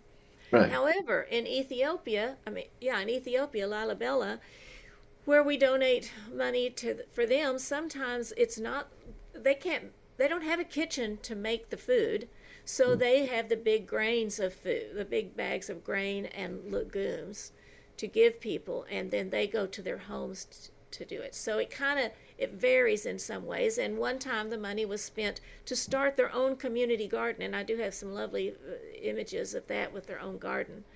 Right. But in terms of getting the food that we need when we need it, for that event, that might grow if we could do something more weekly. And that's kind of what I'm pushing for here in one place is weekly, although I don't know how I could fit it into my schedule. But, food is, in fact, each time I've talked to Dr. Rao about it, Dr. Rao, he's here, he can verify it. He says it's one of the most important things we need to do is to get people free food and let them see the love that goes into it. I mean, I was at the Vegan Friendlies and somebody said, "Now, why do you do it?" And I said, "Because everybody needs to eat. We just believe that. Everybody needs food." And she said, "Can I give you a hug?" And so it moves people.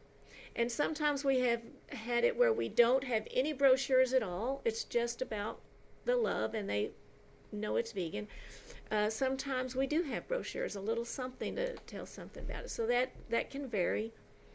And one time it was just we had let's see, I think it was the muffin time. We had boxes of flaxseed so that people could see, oh no, there was no eggs, it's just flaxseed. So it was a little bit educational. Cool. Yeah, I did it once when I was in Calgary. It was during winter with some friends, and we put some butties together and stuff, and went round and some clothes and for homeless people. But I don't think everything was vegan because other people wanted to put things together, and but you could save money, couldn't you? Really, if you made like a big doll or something, or something like that. But oh, right. A friend of mine, Renee, we loaded up the back of her van with cornbread and beans, and we drove around and we had the cups and we just served it. It was great. Yeah. All right. Great. Thank you. Thank you. Thank y'all very much. That's the report. love to be in touch. Thank you, Rebecca. I so appreciate all of the efforts that you're making to make this work in your area. So Thank you. and Willow Hard too. work. Thank you so And much. Willow too. Oh my Okay. gosh, yes. All the team. Thank you. Okay, I'm going to bring Ken up. How are you doing, Ken? I'm fine. Okay. My. All right, let's So hear. we'd love to hear about the Delhi Breathe project. Yes, I would love to show it to you too. And I'm still not very confident about working with Zoom. So I'm looking for it now. I guess I'll just have to go ahead and do the report. I can't find where I can bring this on up one more time. Yeah, maybe here. Let's see if this will do it. Gonna do it. You're sharing. There it is. Okay, that'll work. Yeah. Danny Kent wrote a song for us, and we're just so pleased with it. Now, Ken, you should be able to stop sharing and find the song and share it. You hear it now? No, Oh, you're going to have to stop sharing. okay. Okay, now do share again.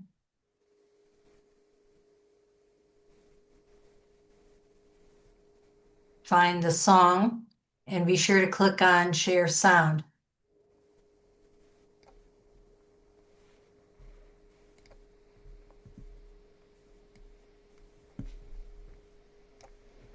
No.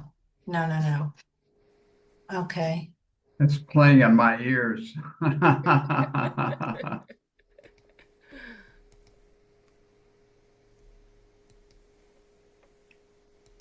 Ken, do you want to put the link in the chat so I can play it for you?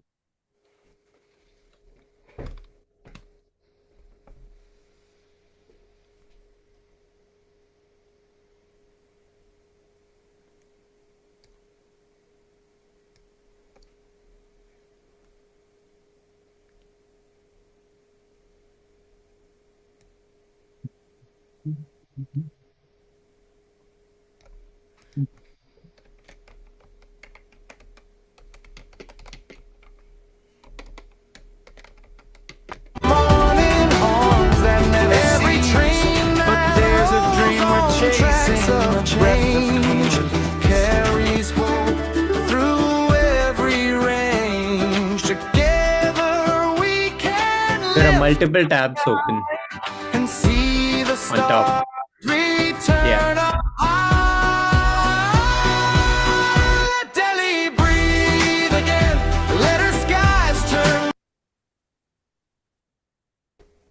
That sounded good. Okay, now you can go ahead and.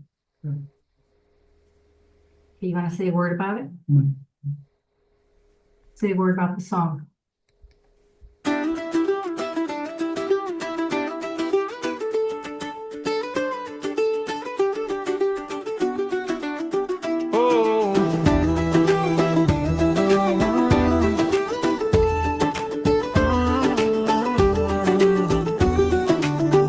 Pollution at a record high, the skies are turning gray. Elders coughing softly, kids can't run and play. Traffic fills the morning, horns that never cease. But there's a dream we're chasing, a breath of clean release. Culture deep and timeless, stories old and grand, yet the haze keeps hiding the beauty of the land. A goal we share, so bold and wide. Plant 7 million trees so nature can thrive. Let Delhi breathe again, feel the life within the air. From building walls to gardens rare, a place of ancient wisdom, roots that still remain. We can make Delhi breathe again. Just bring on the rail.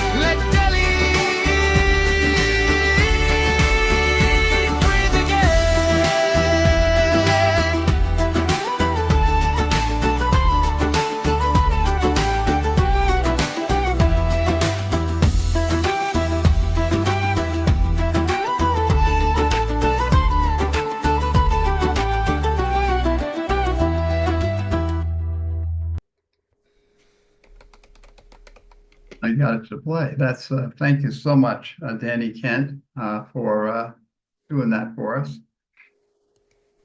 And we also have a logo from Akanksha Singh, who made the logo for us. And we're very grateful for that also.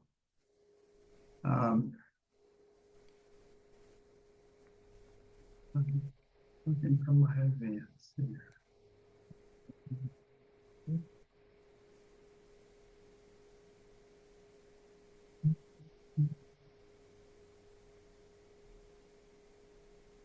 Okay, here we go. The situation in Delhi is extreme. And let's see here. Here we go. This is an average day in Delhi at this time of year, if you can believe it. That's the level of pollution that they've got. It's been going on for years. It's not new. And one of the challenges is people have adapted to it and learned how to put up with it. But the fact is, it's shortened lifespans in Delhi by 3.5 years. That's the impact on it. And the impact on infants is just incredible. You can actually see the black substance accumulate in the lungs of infants. So the impact on people is just absolutely extreme. And that's the challenge that we're facing with this project. We went to describe then an objective for the project.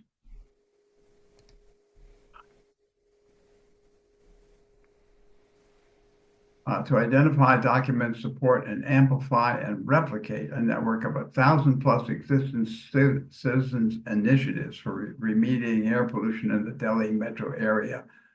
This is a critical factor of involving local people in the process. There's a sense that that's not effective, that it's such a huge problem. There's so many elements contributing to it. Frankly, I've got a big investment myself. I've spent decades of my life calling forth grassroots initiatives in local communities as a foundation for driving lasting change. And a dramatic example of that was a local initiative that happened in our own backyard here in Peru.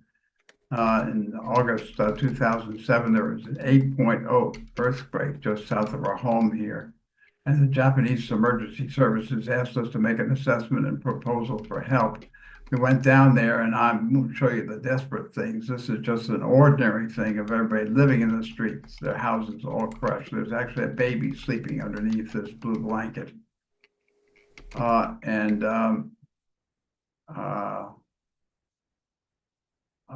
We made an assessment of what to do, and we decided what we would do is bring down a whole bunch of water, these water tanks, so people can get fresh water, 350 of them.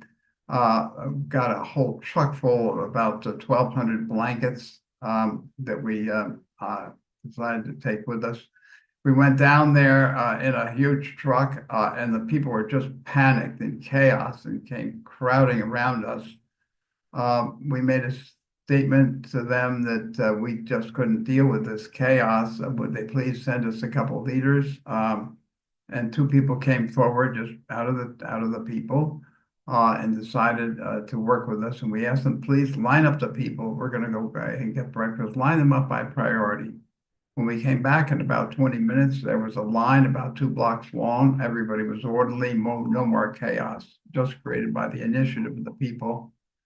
And we began to work with them at that point to talk about what the next steps are. What do they need? Where do we need to go? And they said housing, temporary housing was their critical issue. So we sat down with some of the people in the next days and created a map of the area, detailing out this one section of the city into blocks of families, of 50 families each, 15 blocks, and asked for 2 volunteers from each one of those blocks to take up the initiative. And we got this group of engineers. We bused them away to a training center for 5 days and straightened their backs, gave them some good food, and taught them how to organize and how to build the houses by their own design. They helped us design the houses. We then brought them back. We had T-shirts that were donated and hats and cell phones. That's the bags there. You can see bags by their feet, complete sets of tools. All of those were donated for this session. That's me at this point. I was 72 when I was doing this work. It was quite a project. Wonderful, wonderful experience. Then they went to work and started building homes. They built a frame. All of them working together on one demonstration home for this large section of the city. They decided to put the plastic on the inside of the home and cover the outside with a straw mat so that the plastic would not be destroyed by the sun.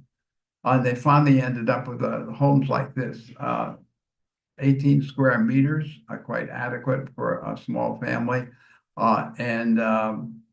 We built 3,450 homes. More accurately, the people built 3,450 of these homes in about 4 months. All done by their own labor, working together in little family teams. We also created community kitchens and supported the existing ones. We built this oven from a design in Uganda that we picked up on the internet, a smokeless oven. We made a lot of those. 350 kitchens altogether were equipped, the community kitchens. That's what Allison was just talking about, these community kitchens, which are part of the heritage of the people. There were 30 selling. They were actually producing 300,000 meals a day. 30,000 meals a day they were producing at that point for the people. This is 25,000 families in this little city. The initiative of the people, not the government, attracted industries, employment, and a thriving city emerged. This is the same city 18 years later. That was not done with government aid. That was not done with international help. That was done by the people themselves and the industries they attracted there to give them the employment they needed. So that's what can happen when people get together and really work hard and focus. In fact, the Delhi metro area air pollution may be more deadly than an 8.0 earthquake, but it's been going on so long that most people just adapt and accept it. But there are always a few people who start to take constructive action, and finding those people is the work of Delhi Breathe.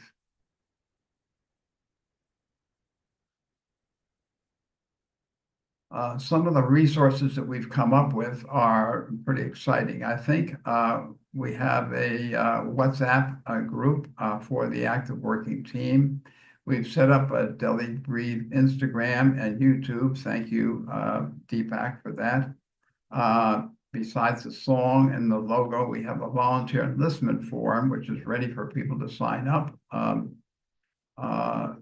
we also have an initiative document form ready for use by the volunteers. The government of Delhi in recent months has a new 25-point environmental plan, including planting 7 million trees, which we can assist. We'll probably be one of their most important forces once we get the people contacted. And that whole plan is available to us. We produced an AI-generated list of 130 types of projects that people can do specific to Delhi. That's amazing what you can do with AI. Effective action to reduce local pollution. This is the report that came from AI. And they're listing very practical things: stop avoiding open burning, composting, or kitchen waste. This is just a sample, the first 10. There's another 120 more items on this list. So tremendous resources to work with. So our next steps now, we're preparing for Abhinav from Find My Why to make an interview reel with me about the Delhi Breathe and the power of local initiatives for driving constructive community change. We'll be presenting this video to the Ubuntuverse alumni, especially to the members of the Potluck Circle at Delhi, which is about 100 people. We will then be signing committed volunteers and arranging training events to launch their searches for creative local initiatives. So that's our immediate working plan. Just in closing, Suleika, one of our colleagues at Winterverse, was doing a gratitude journaling just a week ago, I guess, or 2 weeks ago. And this is what she wrote, and I thought it was most suitable. Fighting with this. I am grateful for Delhi breathing free and natural. I am grateful for the thought that has become reality. I'm grateful for all the people who contribute to the project that work bringing down the pollution. I'm grateful to the Delhi public for their awareness and support to make this project successful. I'm grateful to all the souls that contributed to this project in body, mind, and spirit. I'm grateful that this Delhi Breathe Rescue project has become a role model to adapt and follow to all the other cities in the world whose pollution levels are high. I'm grateful that finally kids in Delhi are now using blue color to represent the sky in their paintings. That's the sort of posture that we're taking towards this project. This is a project of gratitude, and it's a project of grassroots initiative. It's a project of awakening people to the fact that there are already people around them that are taking action. We want to make them visible. We want to make them more effective, and we want to help them replicate to their neighbors and to the neighborhoods and societies around Delhi. Delhi has over 30 million people, so I have total confidence there'll be no problem in finding our first 1,000 initiatives. And we already know of several dozen initiatives that have got some public face. So amazing resources. We've been a little slow by our standards in getting started because of the seasons, and obviously January has been an extremely intensive month for Climate Heroes and for Ubuntuverse.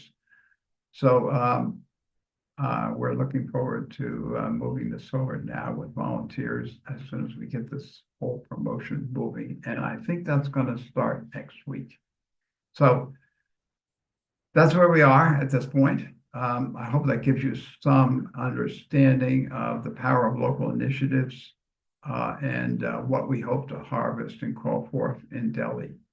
And incidentally, there are 60 cities in India with over 1 million population, and 2/3 of them have major pollution issues. So the potential for replication across India of this model is great. And of course, worldwide, pollution in urban areas is an issue. And so we're hoping that our learning will move in a positive and powerful direction. We really believe that's where we're headed. So any question, comments? We're just very grateful for where we are with this project now. Brittany? For the air pollution, have you seen anything about cooking as contributing to it, not just climate change? Of course, there's excuse me, I get this out of the way. Of course, there's major work done by the government in Delhi for a very long time. So all of that's in process. The issue is that the citizens are not involved, and the issue is that the efforts from the top have not been effective. Naturally, the public interests have their own interests in mind, just like anywhere else in the world, and so that hasn't shifted. I'm just looking how to close this out. Yeah, that's what I was bringing up with my questions to Sailesh, is that, and I have brought up that government isn't enough, business is changing isn't enough. It takes the people, and it's like, how do we reach out to the people? And so I'm really glad you made it grassroots, where you're tackling the issue at the source. So I'm really proud of you for that. Okay. All right. Yeah. I think it's fair to say that top-down solutions in a situation like this don't have much potential to bring a change to it. There's the Himalaya mountains quite close by, and these climate situations all push up against the mountains. They have to do with the winter weather. This is only this way for 4 or 5 months of the year. However, the pollution is high all year round, but this extreme pollution is 4 or 5 months during the winter months.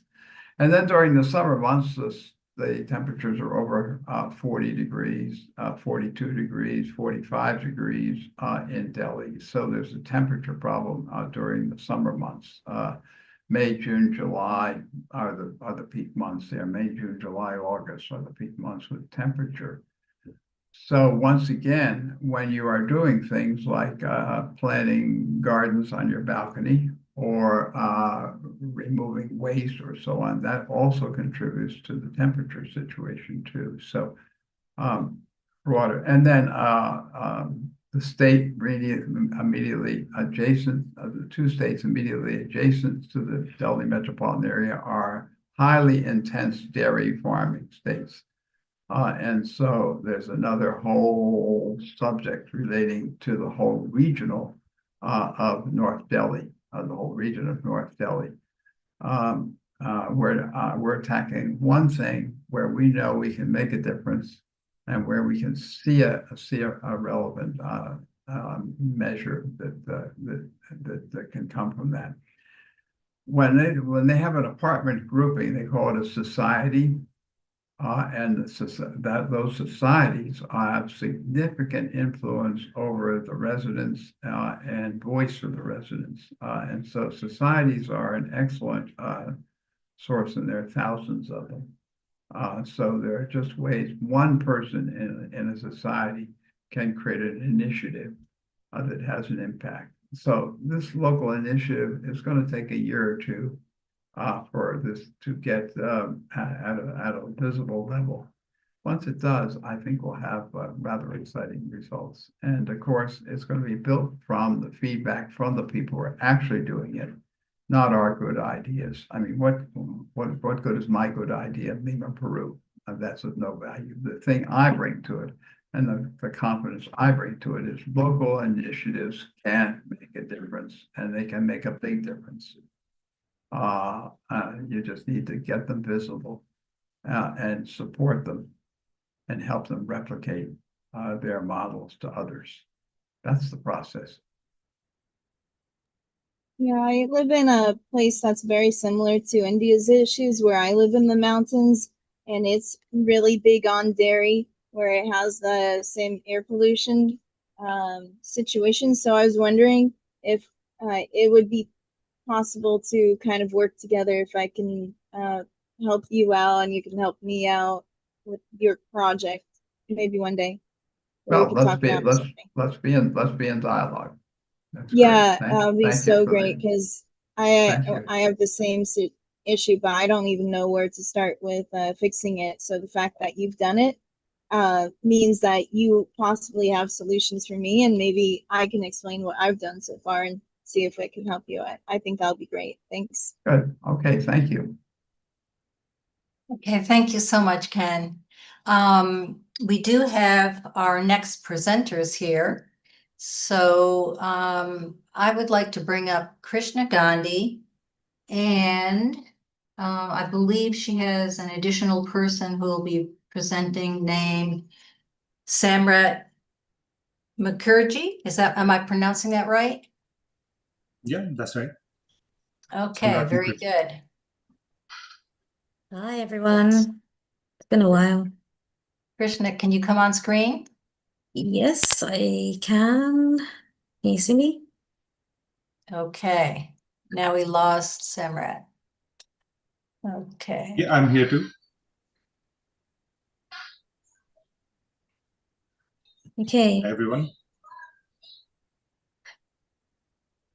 Okay, great. Can you hear us? Yes. Okay. Welcome. Thank you. Thank you, Alison. Thank you. Thank you, everyone. It's good to see everyone again. It's been incredibly busy. Glad to be here at VCOP 24. Busy 2 months since VCOP 23, really intensive, eventful. We've reached some exciting milestones. So I've got Samrat here as part of the team. I'll be telling you a little bit about that. Should we start with the slides? Shall I go ahead and start with the slides and we can join in then?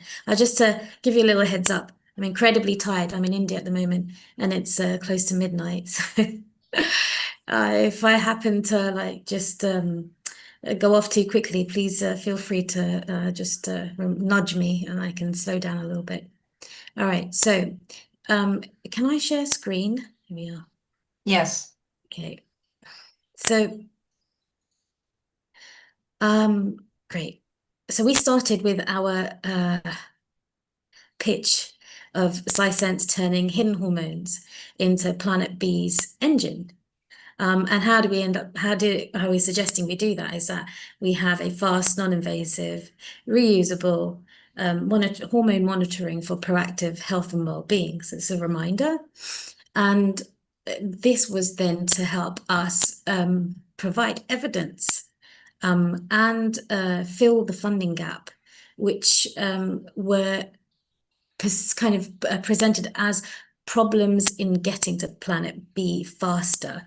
So what we have with the missing evidence is that at the moment we don't have real-time cruelty-free physiological data that proves plant-based nutrition instantly lowers, your stress and improves metabolic health.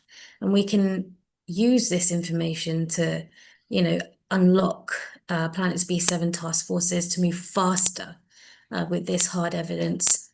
And then we've got the funding locking that currently we're almost tied to the legacy Planet A to source our funding. And that creates a bottleneck of the movement and the efforts. Well, I speak really from direct experience on that.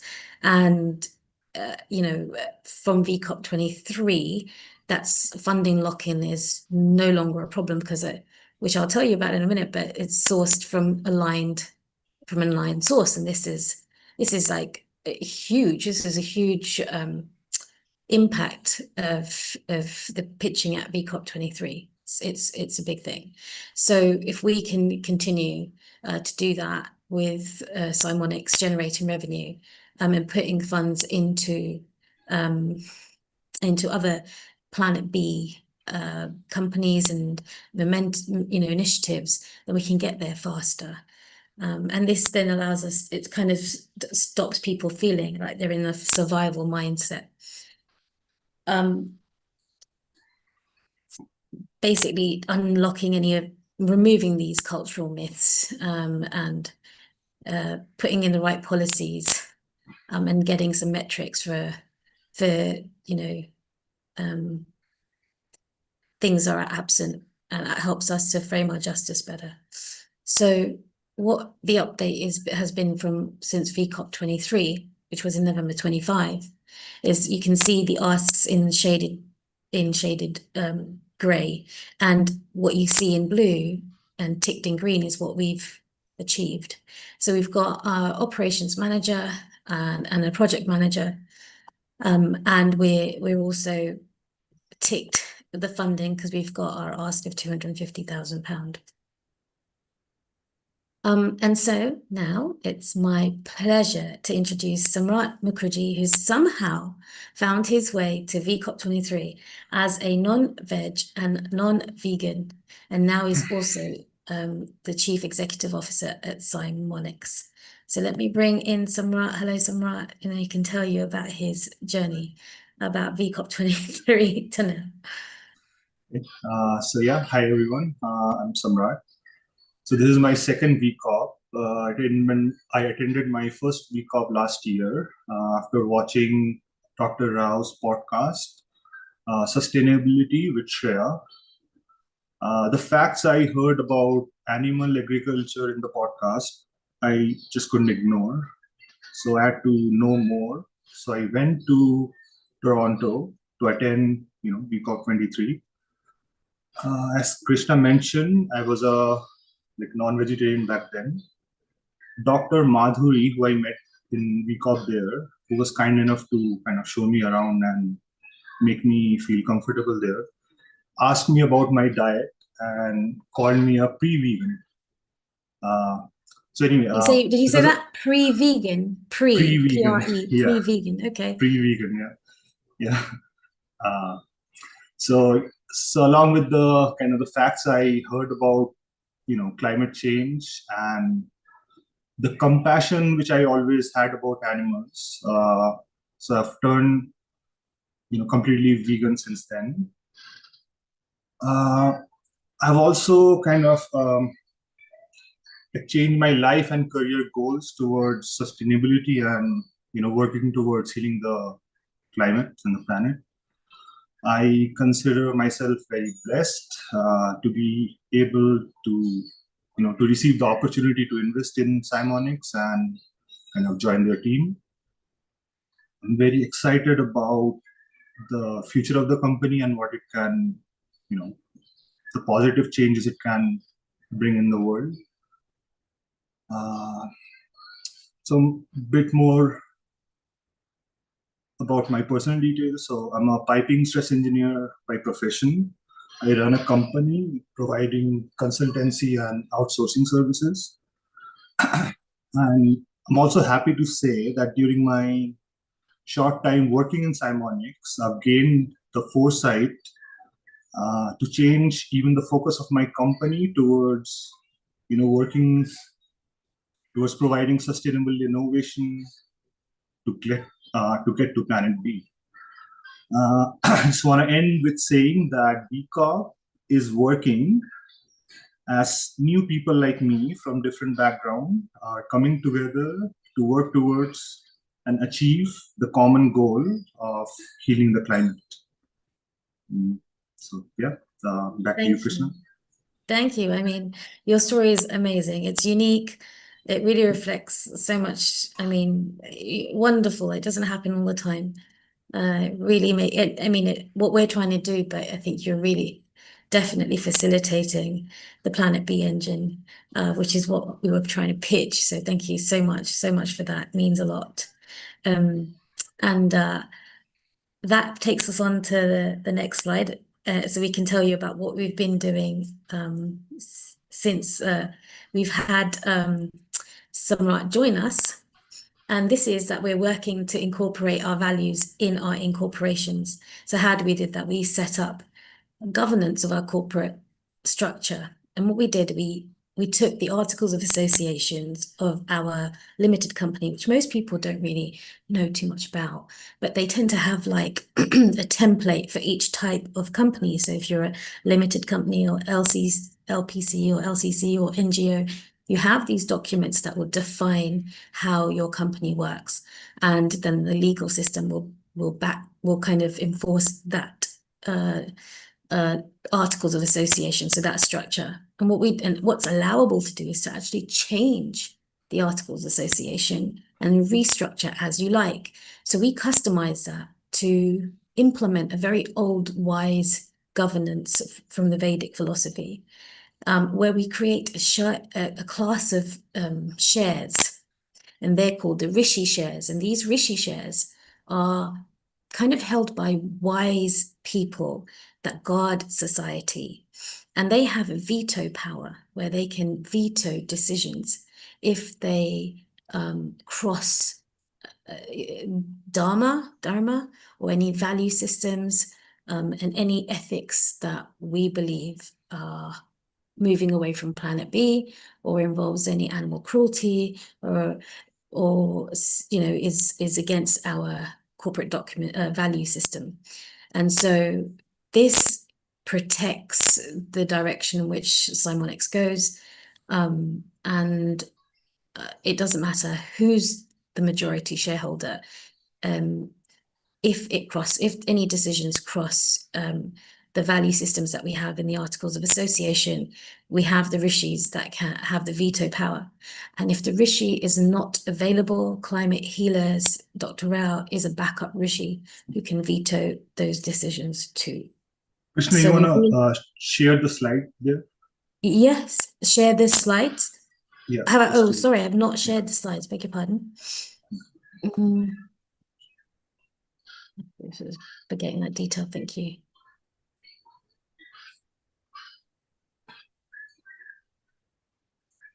Right.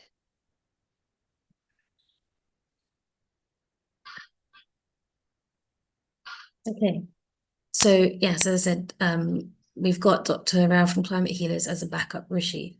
And these are signed documents. So the shareholders have signed it, which is that's quite special actually, because normally most shareholders may feel that, they're giving away their power, but they happily agreed that. So we have to consider ourselves to be lucky that they've also signed the documents for this governance of the company retrospectively as well.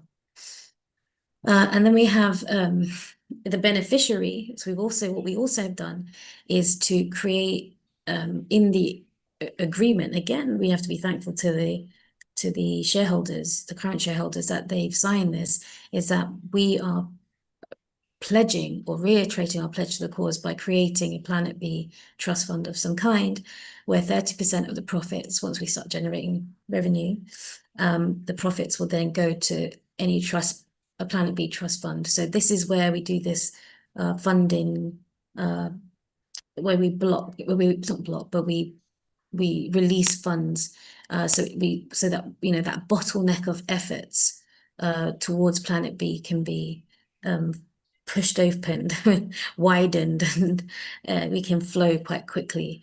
And so all the efforts are not having to depend on old legacy systems. We can have this available for anyone who wants to move forward quickly. At the moment, these documents, this including the articles of associations, are pending as well to be filed at Companies House, because they need to be reviewed by a corporate lawyer, and it's difficult to find somebody who has a corporate law and knowledge of the old kind of ancient structures. But at the same time, sorry, is there something you want to say something? Yeah, no, sorry. No. It's being reviewed by a professor at Delhi University and some other corporate lawyers who are linked to international law as well, who find this extremely exciting, as they find that it's got revolutionary content and structure. So it's taking a little while. If anyone wants to have a look at these documents, at least for the drafts, just email us at info@simonics.com and request pending articles of association and subject header, and we can send that to you. Is there anything you want to add, Samrat? Yeah, I was just gonna say the ancient structure and ancient wisdom that way. Yeah, but yeah, that's it. Oh, okay. Yeah, sure.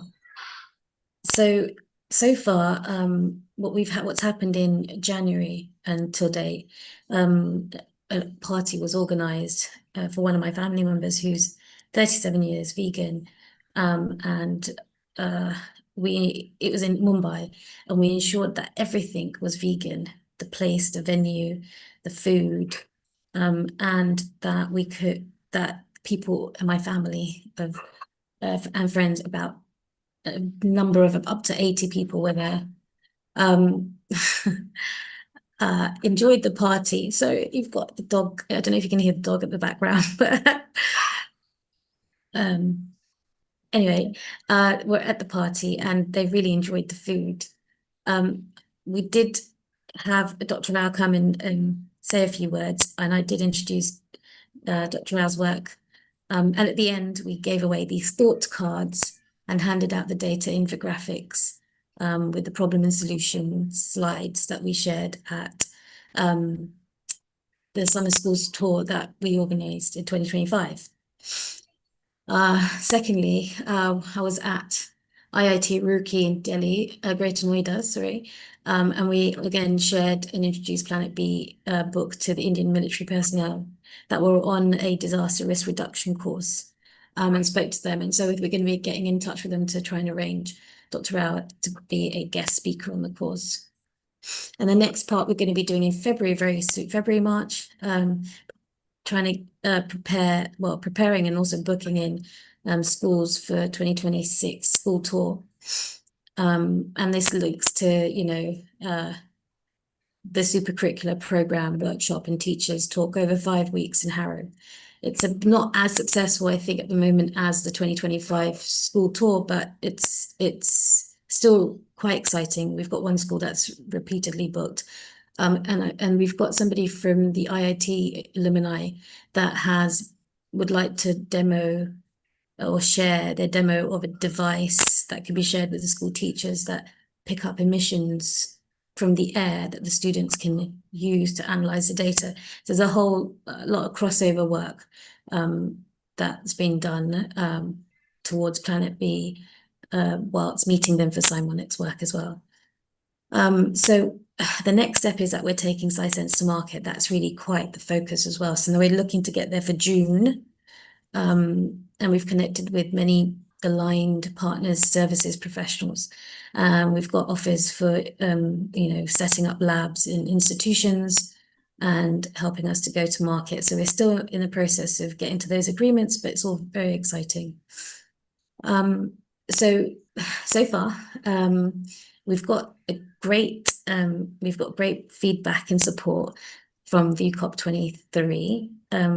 We could do with sales executive, marketers, designers, and customer support reps. And we're still offering, anyone who wants to use SciSense for free for your marketing campaign, just test out your product or services at no cost and try and get a quantitative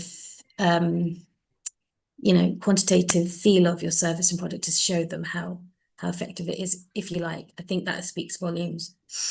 And lastly, I want to thank absolutely everyone of Climate Healers and everything that you do and all the support, and especially to my team members, Smith, Neil, and our angel investor, Samrat. So thank you incredibly so much, and the collective efforts in bringing balance to the planet.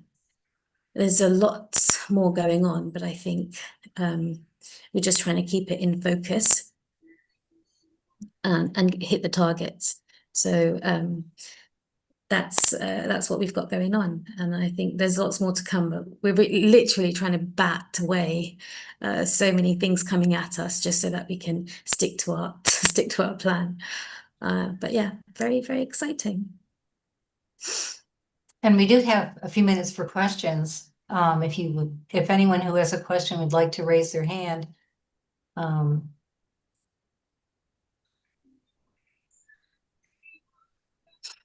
It was actually a very thorough presentation, but Mark has raised his hand. Mark, can you come on screen?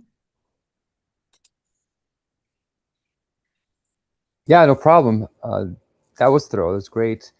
I'm wondering, you guys can make profit, and then you channel that profit through this wisdom Rishi model of shares, which is great. I think the main thing needs to be wisdom. The question, though, is what is wisdom? And a lot of governments that are modern follow that ancient protocol, and it's very great to hear that Vedas have it. I've been looking for that, so it's wonderful. Like the Senate is supposed to be that in Canada and the United States. They're supposed to veto because they're a bunch of old people. It's just that they're a bunch of old white people, right? And each culture has their own, like, okay, it's a bunch of old Indian people. And it's just a bunch of like nepotism in a certain kind of way.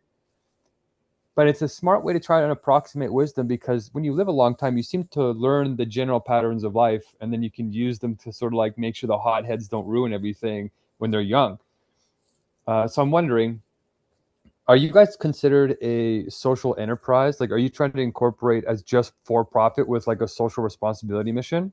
Or are you guys trying to do the nonprofit, but trying to use for-profit tactics to raise money for the fund? Or are you guys in India using a special social enterprise model that brings them together better than Canada does right now? Because we don't have that. I tried. But I think that's a really great direction. So I'm just curious. So far, I'm in India, but it's a UK company. And secondly, the Rishi and the direction of the funding are two separate things. Both are to really reestablish and reiterate what we're trying to do. And it hasn't deviated from what we've said. I mean, Summit has been going on since 2012, 13, and has held back from accepting huge amount of interest from people who would love to take that kind of money and an alliance with those kind of companies. But this was a great opportunity to really set it in our structure as well. So on one hand, you've got Rishi shares. It's a type of share class that hasn't been created before, but it has a voting right, a heavy voting right. And also by holding these shares, no one gets any dividends from them. So they're not incentivized by money. It's not the thing. This is why it's different. They don't gain anything out of it. And it's a duty that they're doing. And the second part of it is that there's once we get to generating a profit, we'll take 30% of that profit, which is quite a significant sum, and put it into the Planet B trust fund so that it can support any kind of aligned initiatives and movements, so we can remove this bottleneck that at least I have experienced since I've started this company. So that is something that I think would have been really useful for me to get in 2012, 13, rather than 2025. But it's never too late, Samrat. Thank you very much. I'm not complaining. I'm just saying that, had we got that earlier, things would be a lot different. So maybe we could make sure we can get there and then remove those bottlenecks for any other initiatives and efforts. So that's how we're trying to make sure that this company is moving towards Planet B. It is for profit, a standard company, limited company. But what I've never enjoyed is how do we get a balance? Like, why is an extreme? Either you're for profit or you're not for profit. Why can't we just have a reasonable way of generating profit where you don't need to steal or hurt or harm? I mean, just work within a value system. It's normal. It's like apply the law to a person, apply the law to a company. It should work everywhere. So I think I've always had this issue with the way that business has been, either you're for profit, and what ends up happening is the youth set out with noble and lofty ideas, and then they sell out to, they get excited for getting VCs on board, not realizing that they've now handed over the power of the direction of their company to the shareholders.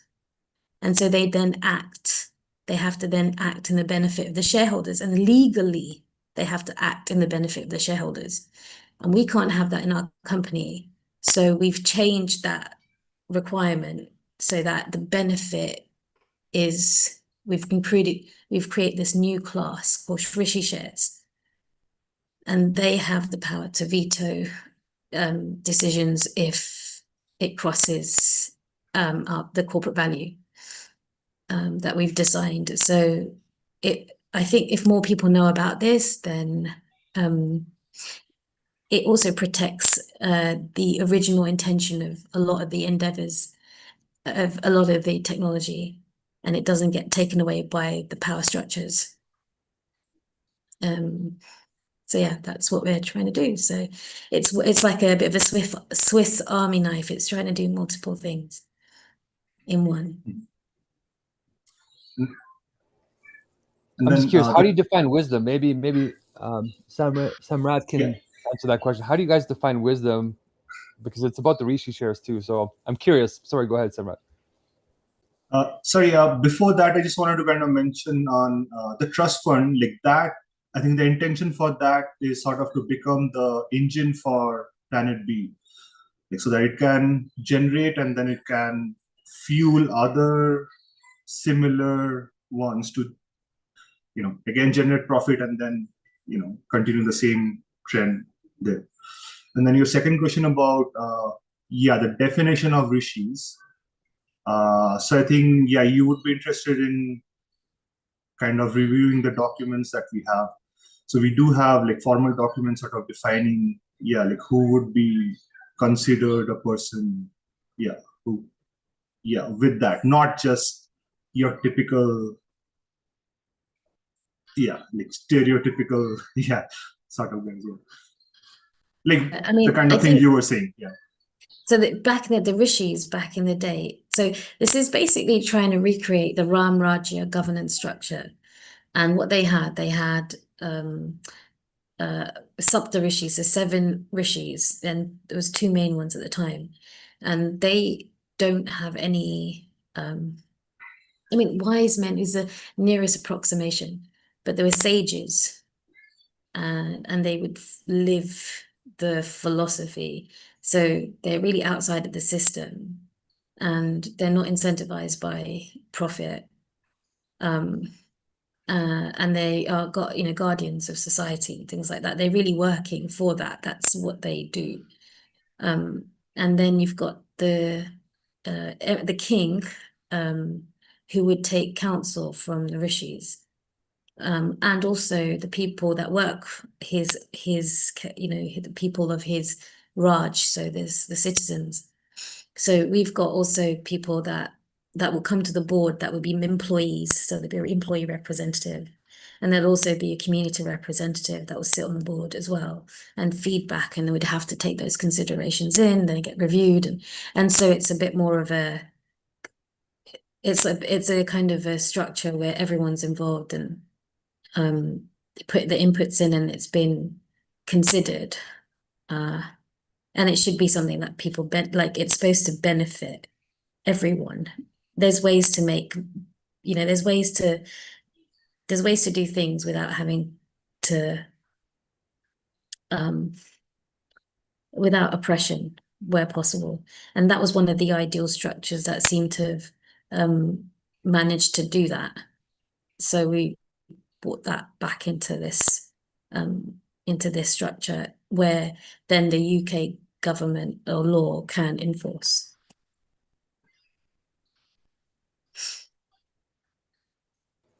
Very cool. Yeah, if you send me those articles on how you define the candidacy, that'd be great. Oh yeah, sure, Mark. Could you pop that in and just request in the email? We can send that back to you. Yeah, definitely. You want to be a Rishi? Of course, So of course. you look like one.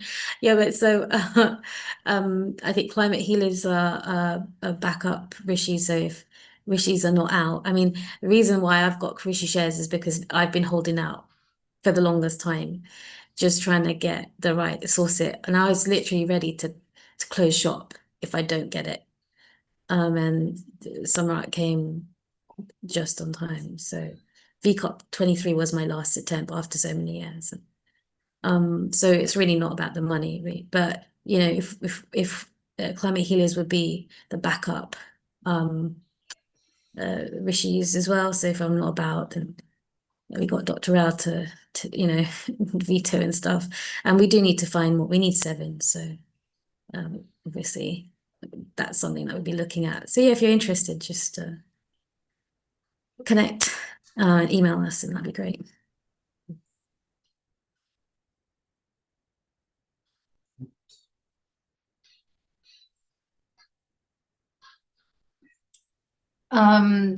So thank you so much. It's fascinating to see the progress that you've made, and to meet Samrat, and to look forward to a great year ahead for Semonics. Thank you, Alison. I'm looking to basically, I'm just waiting for that trust fund and then getting that open and ready, and getting that activated and opening the floodgates for that. So that's really the goal and the aim. Yeah. Okay, so I'm going to bring Dr. Rao back, I think.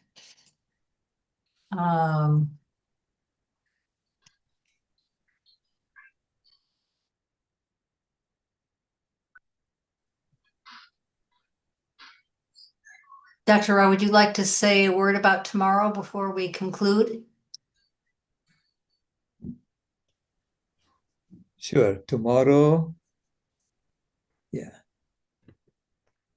tomorrow, we want to have some feedback from all of you. So we have a Mentimeter that we have prepared. And then on top of that, I would like to ask you questions and see how we can do things better going forward. So please come back tomorrow, same time and same Zoom link. And let's conclude this marathon journey we've been on for the last 31 days. Thank you all. We're at the end of the beginning. Right.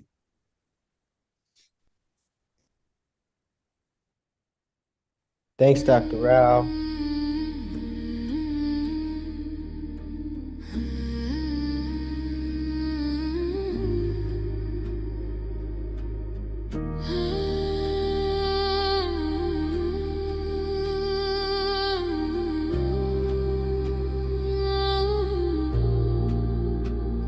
The house is burning, but we're still sitting in the glow. Phones charged, lights on, pretending we don't know. But the forest is silent, the river's running low, and the flame on our plates is the strongest fire we throw. Put out the fire, put out the fire. Echoes and rise, this is your hour. 7 boundaries broken, the earth pushed past the line. Climate, land, species, fresh water, chemicals, nutrients, oceans in decline. Not danger, disaster in real time. Put out the fire, ooh, put out the fire. Metafoodians rise, this is your power. And here in India, one truth stands the same. Milk is not just milk, dairy feeds the flame. Cows and methane, fields and forests turn to grain. Politics, culture, carbon, all wired to the same chain. Every cup of curd is heat in the air. Every block of butter is a forest repair. It's not a small habit, it's a planetary affair. Put out the fire, put out the fire. Echoes and rise, this is our hour. Energy fixes half the hurt, Dr. Rao made that clear. But food fixes the other half, the half that's burning here. Change the plate, change the land, change the future's atmosphere. Put out the fire, put out the fire. Metafoodians unite, this is your choir. Every millet, every fruit, every sapseed, every bean is water on the wildfire of a world we've never seen. Every oil-free bite is a river turning clean. This is not perfection, it's direction. Not pressure, but protection. A week of choices can cool a generation. A company's courage can ignite a nation. Put out the fire, ooh, put out the fire. Echoes and rise, this is your hour. Metafoodians unite, Metafoodians ignite. Sharing love in the metazone, lighting the path to a cooler home. Put out the fire,